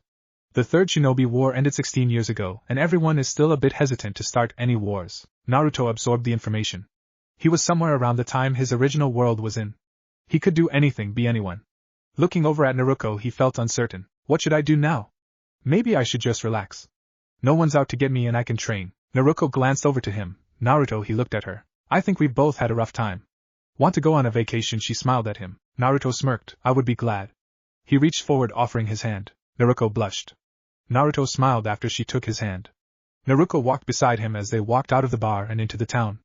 Naruto wore a shit-eating grin. While Naruto was busy thinking over their next destination, Naruto was thinking over the man walking beside her. Naruto was cute and polite, but she barely knew him. She was surprised when he offered to hold her hand. I'll give him a shot. I hope he's as good as he comes off as. She gave Naruto a smirk. Walking into a small store that sold shinobi merchandise, the duo quickly bought maps and refilled their gear. The strange duo brought some raised brows from some of the shinobi customers, but nothing more. They did not have any bounties on them, so the shinobi dismissed them as simple weirdos. Naruto brought out a large battle kama with a curved tip. What do you think, Naruto? Naruto held the kama and took a few swings before putting it back on the shelf. It's worthless. Naruto's sweat dropped. His female companion was very familiar with weaponry. Far more than him. You're a killjoy, you know? Naruto smirked. Yep, tch. Naruto walked over to a shelf of kunai and began gathering a few dozen. He did not need that many as he could simply use Kage Bunshin and clone the kunai. By the time he was done, Naruto had finished. Walking to the store owner, he bought all the kunai along with the most recent bingo book and a map. An hour later the duo were walking down the road to their next destination. Tanzaku Town. Naruto had suggested the place after reading about it in a brochure. The place was not only good for gambling, but it had hot springs and spas. Naruto wanted to go to a Wagakure to learn some Doton Jutsu, but Naruto's death glare had shut him up. Walking along the road, Naruto looked around bored. The forest around them was light, and the vegetation around the road sparse. A few animals occasionally caught his eye. Not much to do but look at plants and relax, I guess. Naruto sighed. Naruto noticed his sigh. Something wrong? No, it's just I've been fighting for my life the past week until today, Naruto said, bored. Naruto nodded in understanding. I can sympathize. I once participated in a war my father started against another world. That gained Naruto's attention. Another world? Naruto sighed. It was a really messy situation. My father wanted to expand his territory, and being the asshole he is, he decided to conquer another world. Naruto walked forward in thought. Minato could traverse the worlds like him? How did he cross into another world? Naruto grimaced. He is part of a really shady group. I don't know anything about them except they wear white robes garnered with red shokutomo. Father always spoke highly of the group and their goals, but he kept quiet on what those goals were. Naruto went white. This group wouldn't happen to be anywhere near his level, right? Naruto went wide-eyed. I never thought about that. I assumed he was only in it for their fuinjutsu. Naruto's skin turned pale. If there's any more of these guys, we're in deep shit. I need to gather allies quick. Think, what would Madara do? The answer hit him. Madara would dominate them through a pure display of power. He needed to train. He would not disrespect his dead master by losing. Naruto beat down his dread. He would deal with that if it happened. He decided to change the subject. So what do you want to do when we get to Tanzaku Town? Naruto hummed and glanced at Naruto with a strange glint. Feeling a sense of anticipation, his pants tightened. Noticing his gaze, Naruto lowered her shirt a little, showing her developing breasts. He choked. She gave him a seductive smirk. Like what you see, Naruto? He nodded dumbly. Yes. Most definitely. Naruto smirked and simply walked forward. Naruto chuckled. He did meet her yesterday after all. Hormones be damned, he would try to hold out. It would be a very long walk. Hours later the two walked into Tanzaku Town. Minato wore a smirk as he walked alongside his longtime partner Sasori. Sasori was a slim reed-headed figure wearing white robes with red shokutomo. Sasori's eyes were a dark metallic blue. Sasori looked around 18 years old, and his skin was a lightly tanned. Sasori, what's the ETA on our arrival? Minato asked. Sasori glanced over to his right as they flew through an endless tunnel of shifting colors. Sasori's eyes constantly scanned the tunnel for something specific. Probably a few days. Minato scowled. Is there any way to get there sooner? No, because tracking energy signatures inside this tunnel is extremely hard. I cannot work any faster. Minato huffed and swore when he got to the new world he would personally burn it down. In the back of his mind he wondered if the rumors of a member of their organization missing were true. Kaguya had not reported in for days. Missing a meeting was tantamount to treason unless you had a damn good reason. Soon someone would be dispatched to find her. PSH probably just too busy making another nursery out of some poor world. Naruto looked at the bustling city with glee. About time. The two had traveled for 2 days to get to their destination. Naruto rebuffed him whenever he suggested just traveling at shinobi speeds. Damn woman. I just want ramen already. Naruto smiled beside him and ran forward with stars in her eyes. Hey Naruto, let's go to the casino. He was about to agree when an explosion in the distance gained his attention. 0-0. Orochimaru chuckled as the two shinobi approached. Idiots walking to their death. Jiraiya and Naruto, calling him Kaguya, watched the enemy participants with caution. Tsunade was currently paralyzed as Kabuto held a blazing energy scalpel to her throat. The Edo Tensei forms of the first 4 Hokage stood in front of them. Kaguya wore a look of rage and trepidation at his impending death. Kaguya was about to run in when Jiraiya grabbed him. Kaguya wore dark blue pants with a red trench coat and black ninja sandals. He had a regal face with hair that was a spiky yellow, with blue electric eyes. He left his chest bare. Deep scars adorned his chest. At his side he had a gray steel tanto. Finally he wore yellow shades. Let me go, sensei! Kaguya yelled. Get back, Gaki! He's out of your league! Jiraiya yelled. He smacked Kaguya over the head hard enough to stagger him. Kaguya gasped as Jiraiya grabbed him by the collar and drew him close. Listen close, Gaki. I can stall them while you run. Run and don't look back. The man whispered. Kaguya's eyes widened. But, no buts! Jiraiya yelled. The man pointed and Kaguya shakily stood. Adrenaline and fear filled Kaguya. Why did his master have to die? Kaguya was about to turn to run when something unreal happened. 0-0. Naruto ran through the outskirts of Tanzaku heading for where he sensed the negative emotions. There were 7 large signatures and a few smaller ones. His eyes narrowed as his hinge dropped, and he ran at his full speed. The ground thundered and shook as he ran towards what he now saw as Orochimaru and the 4 Hokages. Dirt kicked up as he crashed down in front of everyone. Cough, cough, cough. Who's that, Shizen asked? She was mirrored by Jiraiya and Kaguya. Tsunade stood frozen as Kabuto held her at knife point. Orochimaru's eyes narrowed as a form shot out of the dust and headed towards the Hokage. Naruto grinned as he sped towards his targets. He knew from the foul emotions that Orochimaru was his enemy here. Naruto burst towards the 4 Hokages, even as everyone's eyes widened at his form. Wearing his green armor he looked like a combination of the 9-tailed fox and a human. His 9 white tails flowed behind him. Orochimaru glanced at him fearfully. Attack! The 4 Hokage rushed towards Naruto. He grinned, bring it on.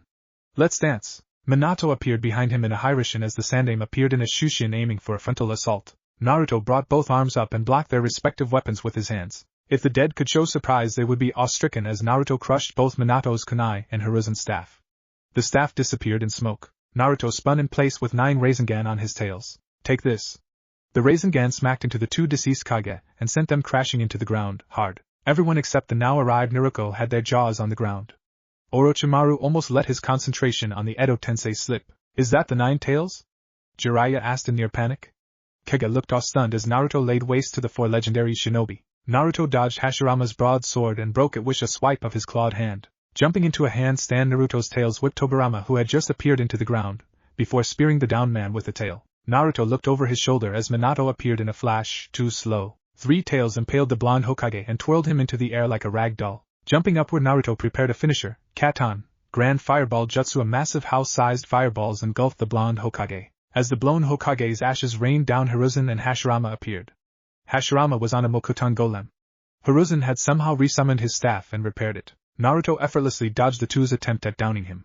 Naruto seemingly glided toward Hiruzen with pure speed and impaled the old man with his clawed hand. The man remained emotionless as Naruto ripped out his soul with the Ashura path. 1 down. Orochimaru's eyes widened in fear as this Kyuubi lookalike destroyed his most powerful summons like nothing. Jiraiya, who had been watching, felt nervous. Was this an enemy or an ally? He was snapped out of his shock when he felt a presence next to him. Glancing over, he found a blonde in her mid-teens. She looked like a ninja. Who are you? Jiraiya asked. Kage also looked interested but cautious. The boy had a kunai out in case of a fight. Naruto smirked. Let me explain. Back in the fight, Naruto was dominating the remaining Hokages. Naruto hurled Minato over his shoulder while blowing away the 2 others with a wordless Shinra Tensei. Taking his claw hand, he sunk it into the blonde Hokage and ripped his soul free. 2 down. You guys are making this easy. Naruto felt awesome. He was finally at the top like his sensei. Yes, he would make his deceased sensei proud by beating strong opponents. But these guys were nothing compared to that evil Minato. Deciding to end this, he ran forward at near undetectable speeds. In a blink, he was in front of the remaining Kage. Not giving them a chance to react, he ripped their souls out. Ash collapsed around their forms as the sacrifices were revealed. He glanced at Orochimaru. The man was nearly pissing himself. Kabuto didn't look any better. Tsunade had broken out of her stupor to look upon her savior. She stared in shock as this demon completely destroyed the Hokage. Orochimaru sweated under Naruto's gaze. The man looked to Kabuto and nodded. Don't come near or she dies, Orochimaru yelled. Naruto's head turned to glare at Kabuto. Kabuto's hands shook as he felt like he was dying 1,000 times over. Kabuto's heart raced as the demon's ki pressed down on him. Dark malevolent chakra encompassed him. This was worse than anything he had ever felt. Fuck this shit. Kabuto took the kunai and slit his throat. Blood spewed like a fountain out of the wound. Tsunade trembled as the spray covered her face and most of her clothes. Naruto let loose a bloodthirsty grin. What a bitch, he thought. He turned his gaze to the pale Sannin. The man trembled in fear as he walked forward.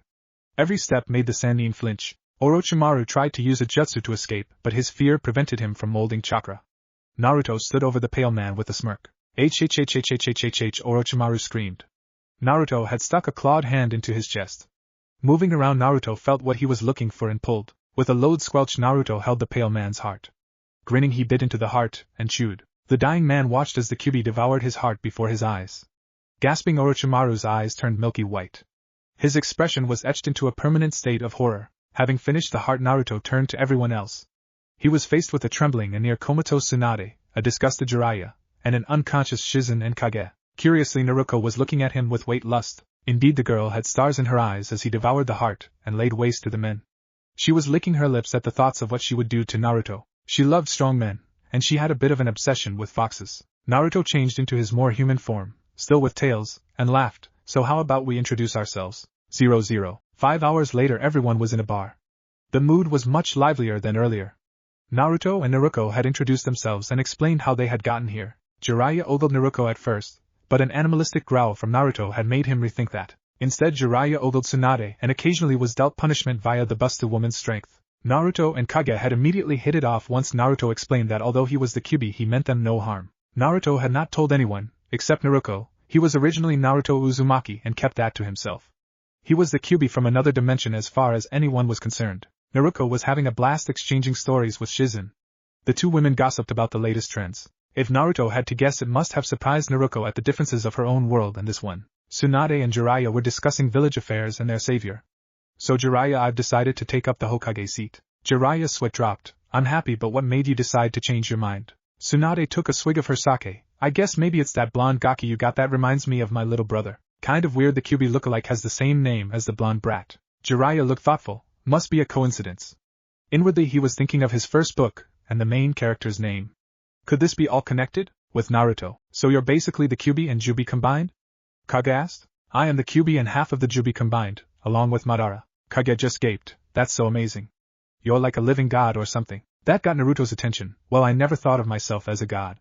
That's more of my sensei's thing. I like to think of myself as a savior, though that really isn't working out. Thinking back to the last time he went all out, he cringed. He swore to not inadvertently destroy this world.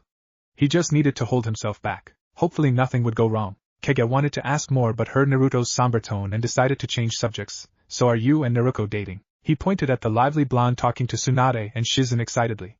Jiraiya looked like he was trying hard to not look at her sizable breasts. Naruto chuckled. I guess you could say that. I haven't known her long, but she's got a thing for me. Life's short, so I'm writing this fast and hard. Kage could understand.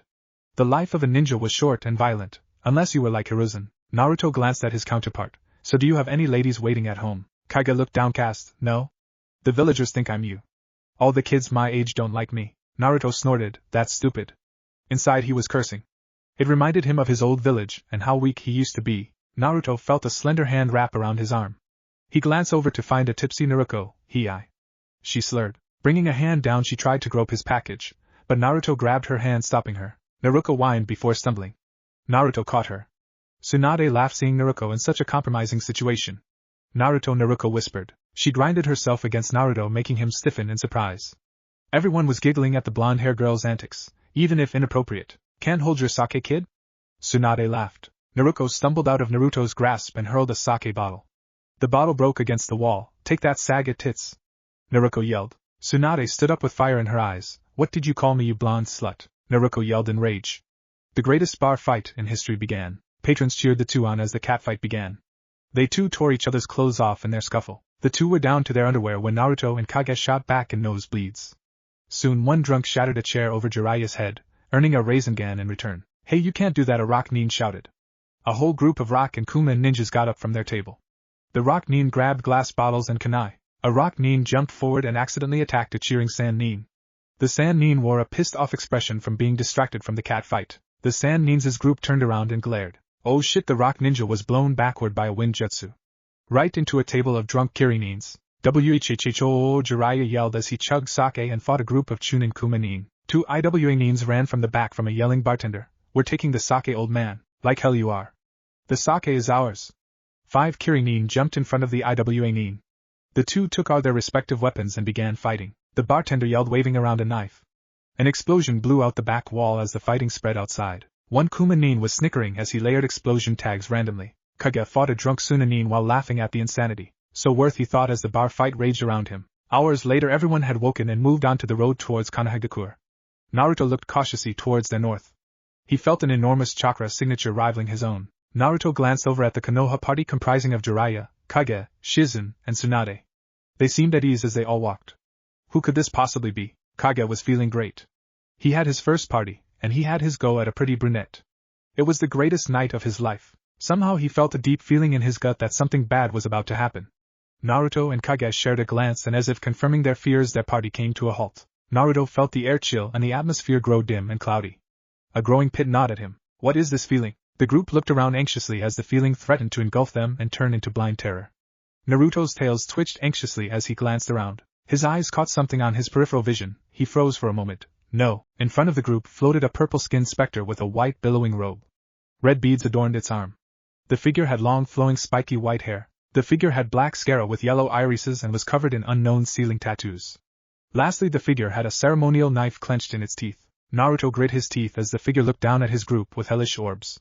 The figure grinned, sending shivers down the group's back. No way, the Shinigami Jiraiya whispered. Hello, humans. I am here as a representative of the Shinto pantheon and Kami-sama herself.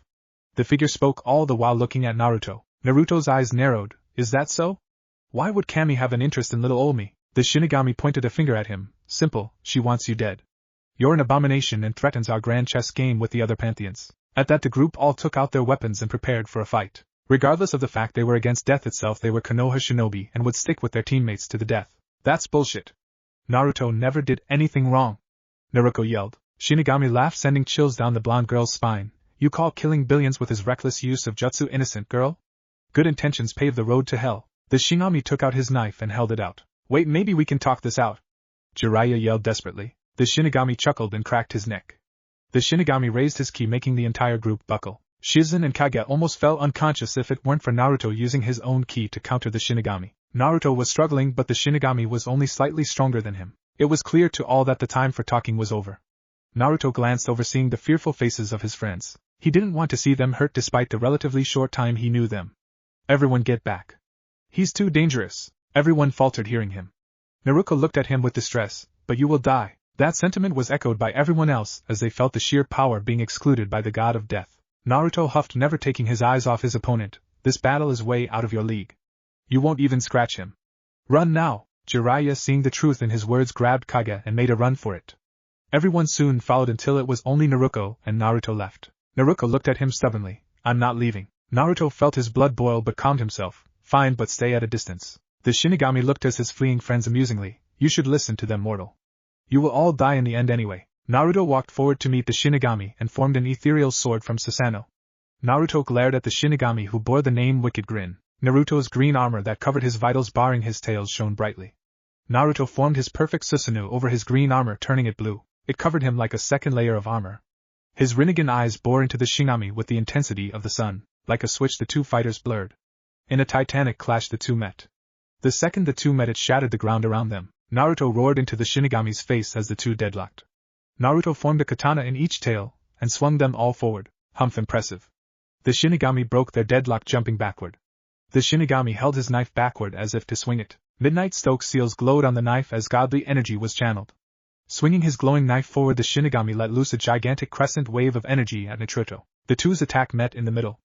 Only dozens of yards apart, the effect was devastating. For dozens of miles, an explosion of atomic proportions turned the surrounding land into glass. Glass windows shattered for hundreds of miles, and teams of ninjas from every nation would be dispatched to investigate. Even in the middle of the burning conflagration, the two danced in a battle of blades. Naruto brought his katanas to bear, and was countered every time by the Shinigami. Honed by an eternity of practice, the death god was only stopped from rending Naruto asunder because of the blonde's inventive use of so many weapons. Try this on for size, bastard. Jumping over the Shinigami, Naruto floated in the air using the Rinnegan. Throwing all his katanas, the Shinigami was forced to dodge. Jumping to the left, the Shinigami was unprepared for Naruto to phase out of the ground and impale him with the Kusanagi. Or she would have if the sword hadn't bounced off his skin. The Shinigami grinned in victory. It's over, wench. Seeing the Shinigami's blade falling, Naruto allowed herself to phase through the attack and slip into the ground. The Shinigami growled, an annoying ability.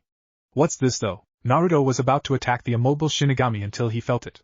Like a train, the two enormous signatures showed themselves. Two figures, one terrifyingly known and one unknown, stepped into view. Naruto looked shocked at the two white-robed figures. Minato stepped towards the two, excluding malice. Finally, Kyubi. The figure at Minato's side stayed quiet, favoring to study Naruto. Minato glanced at the Shinigami with a scowl. Hey Shinto bastard, fuck off. This is my kill, the Shinigami scoffed. As if a low-ranking member of your wretched organization scares me. Suddenly the Shinigami's power spiked and Naruto trembled as it was easily 5 times his previous power. The ground turned to sand around the Shinigami and spread to the entire surrounding landscape. Within seconds the entire land was a vast desert. If Naruto were of lesser power, he would have died by simply being near the death god.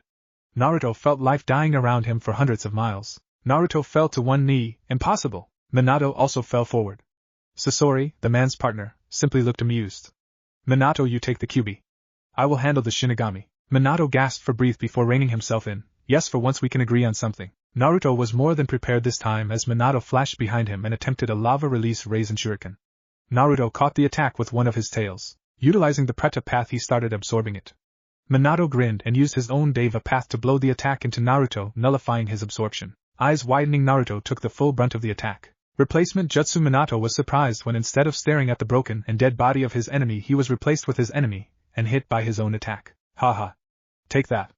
Minato was vaporized as the land exploded, sending sand and newly made glass flying. Naruto's mirth died down as Minato reformed, looking amused. Only 72 lives to go. Bone armor and Susanoo armor grew over Minato. The sword of Totsuka and Yada mirror were held in left and right hand respectively. Naruto gulped. Well shit. On the other side of the growing battlefield, Sasori stood opposite the Shinigami. So you're the famed death god my organization is so wary of? The Shinigami chuckled. His mere voice caused the earth to quake beneath him. Yes, I am. You are so slowly that I cannot sense your energy. Sasori smirked. Are you sure that's why you can't sense my energy? The Shinigami was about to retort when he gained a fearful expression. Wait, you can't mean? Sasori grinned from behind the Shinigami. My power is so above yours, you can't even comprehend it. Shinigami felt the redhead's hot breath on his neck. Suddenly a hand erupted from the Shinigami's belly. Golden ichors sprayed as the Shinigami looked down at the hand penetrating his stomach in shock. Gasping, the death god backhanded Sasori, sending the man burrowing into the sandy landscape. Desperately reaching to his prayer beads, he ripped them off. Like a dam bursting, the Shinigami's power grew to unreal heights. Naruto and Minato had briefly stopped fighting to witness the event. Shinigami's wound healed and his power grew fivefold. Witness my power, you mortal scum! Down below, the earth erupted, sending boulders and rocks flying. Sasori grimaced. From his estimate, the two were almost evenly matched now. It would come down to skill now. I am no mortal. I am an android, Sasori revealed. Shinigami laughed. No matter. Whether you are a robot or human, you will die today. The Shinigami put away his knife. Let's settle this the old-fashioned way. I want the glory of beating you to death. The two flew at each other, space-time warped, and the two met. The second they met, the world thundered. In a flash, fists met, and the sound of thunder roared. Their strikes could be heard throughout the land. Sasori sent a haymaker at the Shinigami, and the strike was dodged. The raw force from the punch destroyed a mountain in the fist's path. The mountain, easily thousands of feet high, was turned into dust. Shinigami gave Sasori a vicious kick, sending the man into the ground. Flying miles into the ground, the redhead broke through the mantle and into the molten core. Shinigami huffed. I did not expect this one to push me to my limit. Geysers of lava exploded as the ground for miles was vaporized by gigantic red beams of energy. Crimson red energy burst from the earth, leaving a chasm straight to the core of the planet. Sasori rose from the red molten depths, slightly ruffled but unharmed. You know such an attack don't harm me? The only response was a fist. Sasori swung out of the way and sent a sweeping kick. The Shinigami jumped over the redhead's kick and sent out a golden beam of energy from his forefinger. Sasori crossed out his palms and grinned. Protocol 243 activate. Red energy blossomed over Sasori's body, deflecting the beams. The Shinigami was forced to abort his attack, and Sasori took advantage of that. Forming red orbs of death, Sasori threw them towards his foe. Shinigami grimaced before sending his fisting forward. Don't underestimate me, brat. Fist met energy and the Shinigami roared, sending the attacks upward. The orbs of death raced upwards and impacted the moon. For a moment nothing happened, then suddenly, like a mirror, the moon shattered. Naruto dodged another 15 elemental Raisin shurikens as both he and his foe attempted to survive the continent-sized rocks falling on them. Luckily for him, Minato had lost his celestial weapons in the massive falling debris. Spinning off a tail, he grabbed Minato's right arm as Minato came in with a Suiton Rasengan. Naruto growled, barely holding Minato back. You think you can win, you bastard? Minato smirked. I don't think I can win. Minato drove his Rasengan through Naruto's arm and plunged it through his head. Argghhhhhh. Blood and gore spattered. Minato withdrew his arm before ramming his Rasengan into the headless torso. Naruto was drilled into ground. Blood rained upon Minato. Ah, this is my power, Kyubi. What are you laughing about, bastard? Minato spun on instinct, launching a punch. How are you alive? Minato asked. You think that could kill me? I'm immortal, or did you forget? Now I'm going to bring you down. He almost got me. It's time, he thought. Naruto blocked the punch from Minato before grabbing the man in a deadlock. Minato snarled, What do you think you can do, Kyubi? I'm a god. He smirked at his hidden plan. Then I will become a god too, team. His claws dug into Minato's hands, keeping him rooted. Minato grinned. What will this do? I can't die. Minato laughed harshly at Naruto's futility. He was an unkillable god. It didn't matter if his partner was literally 10 times stronger than him. He was immortal from his implants. Minato's laughing died down as he realized something was happening. One by one his stolen Sharingan eyes were closing, and his chakra dipping dangerously. Minato gasped, making Naruto smirk cruelly. What is this, Kyubi? Minato's skin turned pale as snow, and his form shimmered. This couldn't be happening. This is my ultimate technique, chakra drain. It sucks the chakra and life from my victim, and I absorb them. Minato tried to call upon his chakra, but nothing happened. Naruto looked at the helpless Minato coldly. You will die now and become a part of me. No, it can't end like this, Minato thought. Naruto grinned as the life left the helpless Minato. After several minutes, all life left Minato's body. Then Naruto's form exploded in power. Naruto groaned as the godlike power his opponent possessed went to him. All of Minato's memories and power became his. What magnificent power, he thought. Naruto's form shifted, changing into something monstrous. Changing into his full Bijou form, he roared. His fur was gone and his skin was replaced by black scales. Black wings had grown from his black, and almost 60 Sharingan eyes littered his body. Blood-red slit eyes loomed towards the distant battle. Naruto's mouth opened, revealing razor-sharp teeth, Power of a god indeed, he would have thanked Minato, but the bastard was too busy being dead. He looked at his new form with a mixture of disgust and awe. Was this what he had become? He felt repulsed by his new form. This was the price of power. I let my anger take control. Another earth-shattering explosion earned his attention. In the distance, Sasori had blown a huge crater into the earth. If Naruto had to guess, the planet would explode shortly. It's time for me to take control of my own life like Madara taught me. Glowing, his form shrunk down to a human shape. High form retained its grotesque appearance. His form was that of a reptilian humanoid with dark oily scales, while Sharingan dotted his body. His hair was gone, replaced by his scales. Blood-red slit eyes glowed from his forehead, while 9 razor-sharp scaly tails grew from his backside. Black wings unfolded, showing their demonic appearance. Both of the fighters above paused as overwhelming power flooded the earth below. The Shinigami recoiled as the repugnant chakra buffeted him. What foul chakra? Who could it be? Sasori was likewise cautious. I don't recall any reports from our spies about a demon god on this world. Naruto breathed in and out before shoe shining before the pair. Everyone's eyes widened at Naruto's appearance. You abomination! Your presence cannot go unanswered! Shinigami yelled. Naruto grinned at them both, even as Sasori's eyes spun data, trying to understand what he was seeing. He grinned. Neither of them could understand what he was feeling. Holding out his claws, energy gathered in circular orbs. Similar to the Kyuubi, he had gained a portion of Minato's knowledge. Such as the arts of chakra manipulation that he was sorely lacking before. Huge black beams of destruction raced towards the two. Shinigami blanched at the unholy energy before bringing out a weapon he was been reluctant to use before. Withdrawing a large kama, Shinigami blocked Naruto's blast. Sasori held out his hands and grinned. Do you think that will work on me? Red orbs in the middle of his hands glowed as Naruto's blast was absorbed. Naruto grinned. Racing forward, he aimed towards Sasori first. Bringing back his leg, he gave a side kick. Sasori held up both arms to block. The effect was surprising for everyone. Sasori looked at his stumps where his arms had been a moment before. How? Sasori asked. Naruto kicked him in response. The man went sailing towards earth below. An explosion signified Sasori's painful landing. His eyes turned to the Shinigami. What do you think of my power? He asked cockily. The death god looked towards him with a weird expression. Did you really think someone of that organization would go down so easily? He frowned. But he looked behind him to find a pissed-off Sasori. The robotic man was fuming. Metallic liquid flew through the air, rapidly repairing his severed hands and torso. His stomach, which had a giant hole in it, was quickly closing. Sasori's entire form shivered, showing his liquid metal make. You got to be kidding me? This was bullshit. First Minato, then this guy with the immortality stint. Maybe he could absorb him like Minato. Wait, no one was dead and the other wasn't alive to begin with. The Shinigami slashed at the air, taking him away from his inner thoughts. Time for backup. The air opened in a portal. Heavenly light wreathed the fallen earth. Naruto stared unbidden at the portal as a figure stepped out. What, he gasped. Did you miss me, maggot? Kaguya Akatsuki had arrived. What, if Kurama reborn with Naruto memories inside Naruto? And thanks for watching my video till the end. If you enjoyed this content, then do consider subscribing to my channel. And leave a like if you guys need the next part. Comment down, and thanks for watching the video, and see you guys in the next video.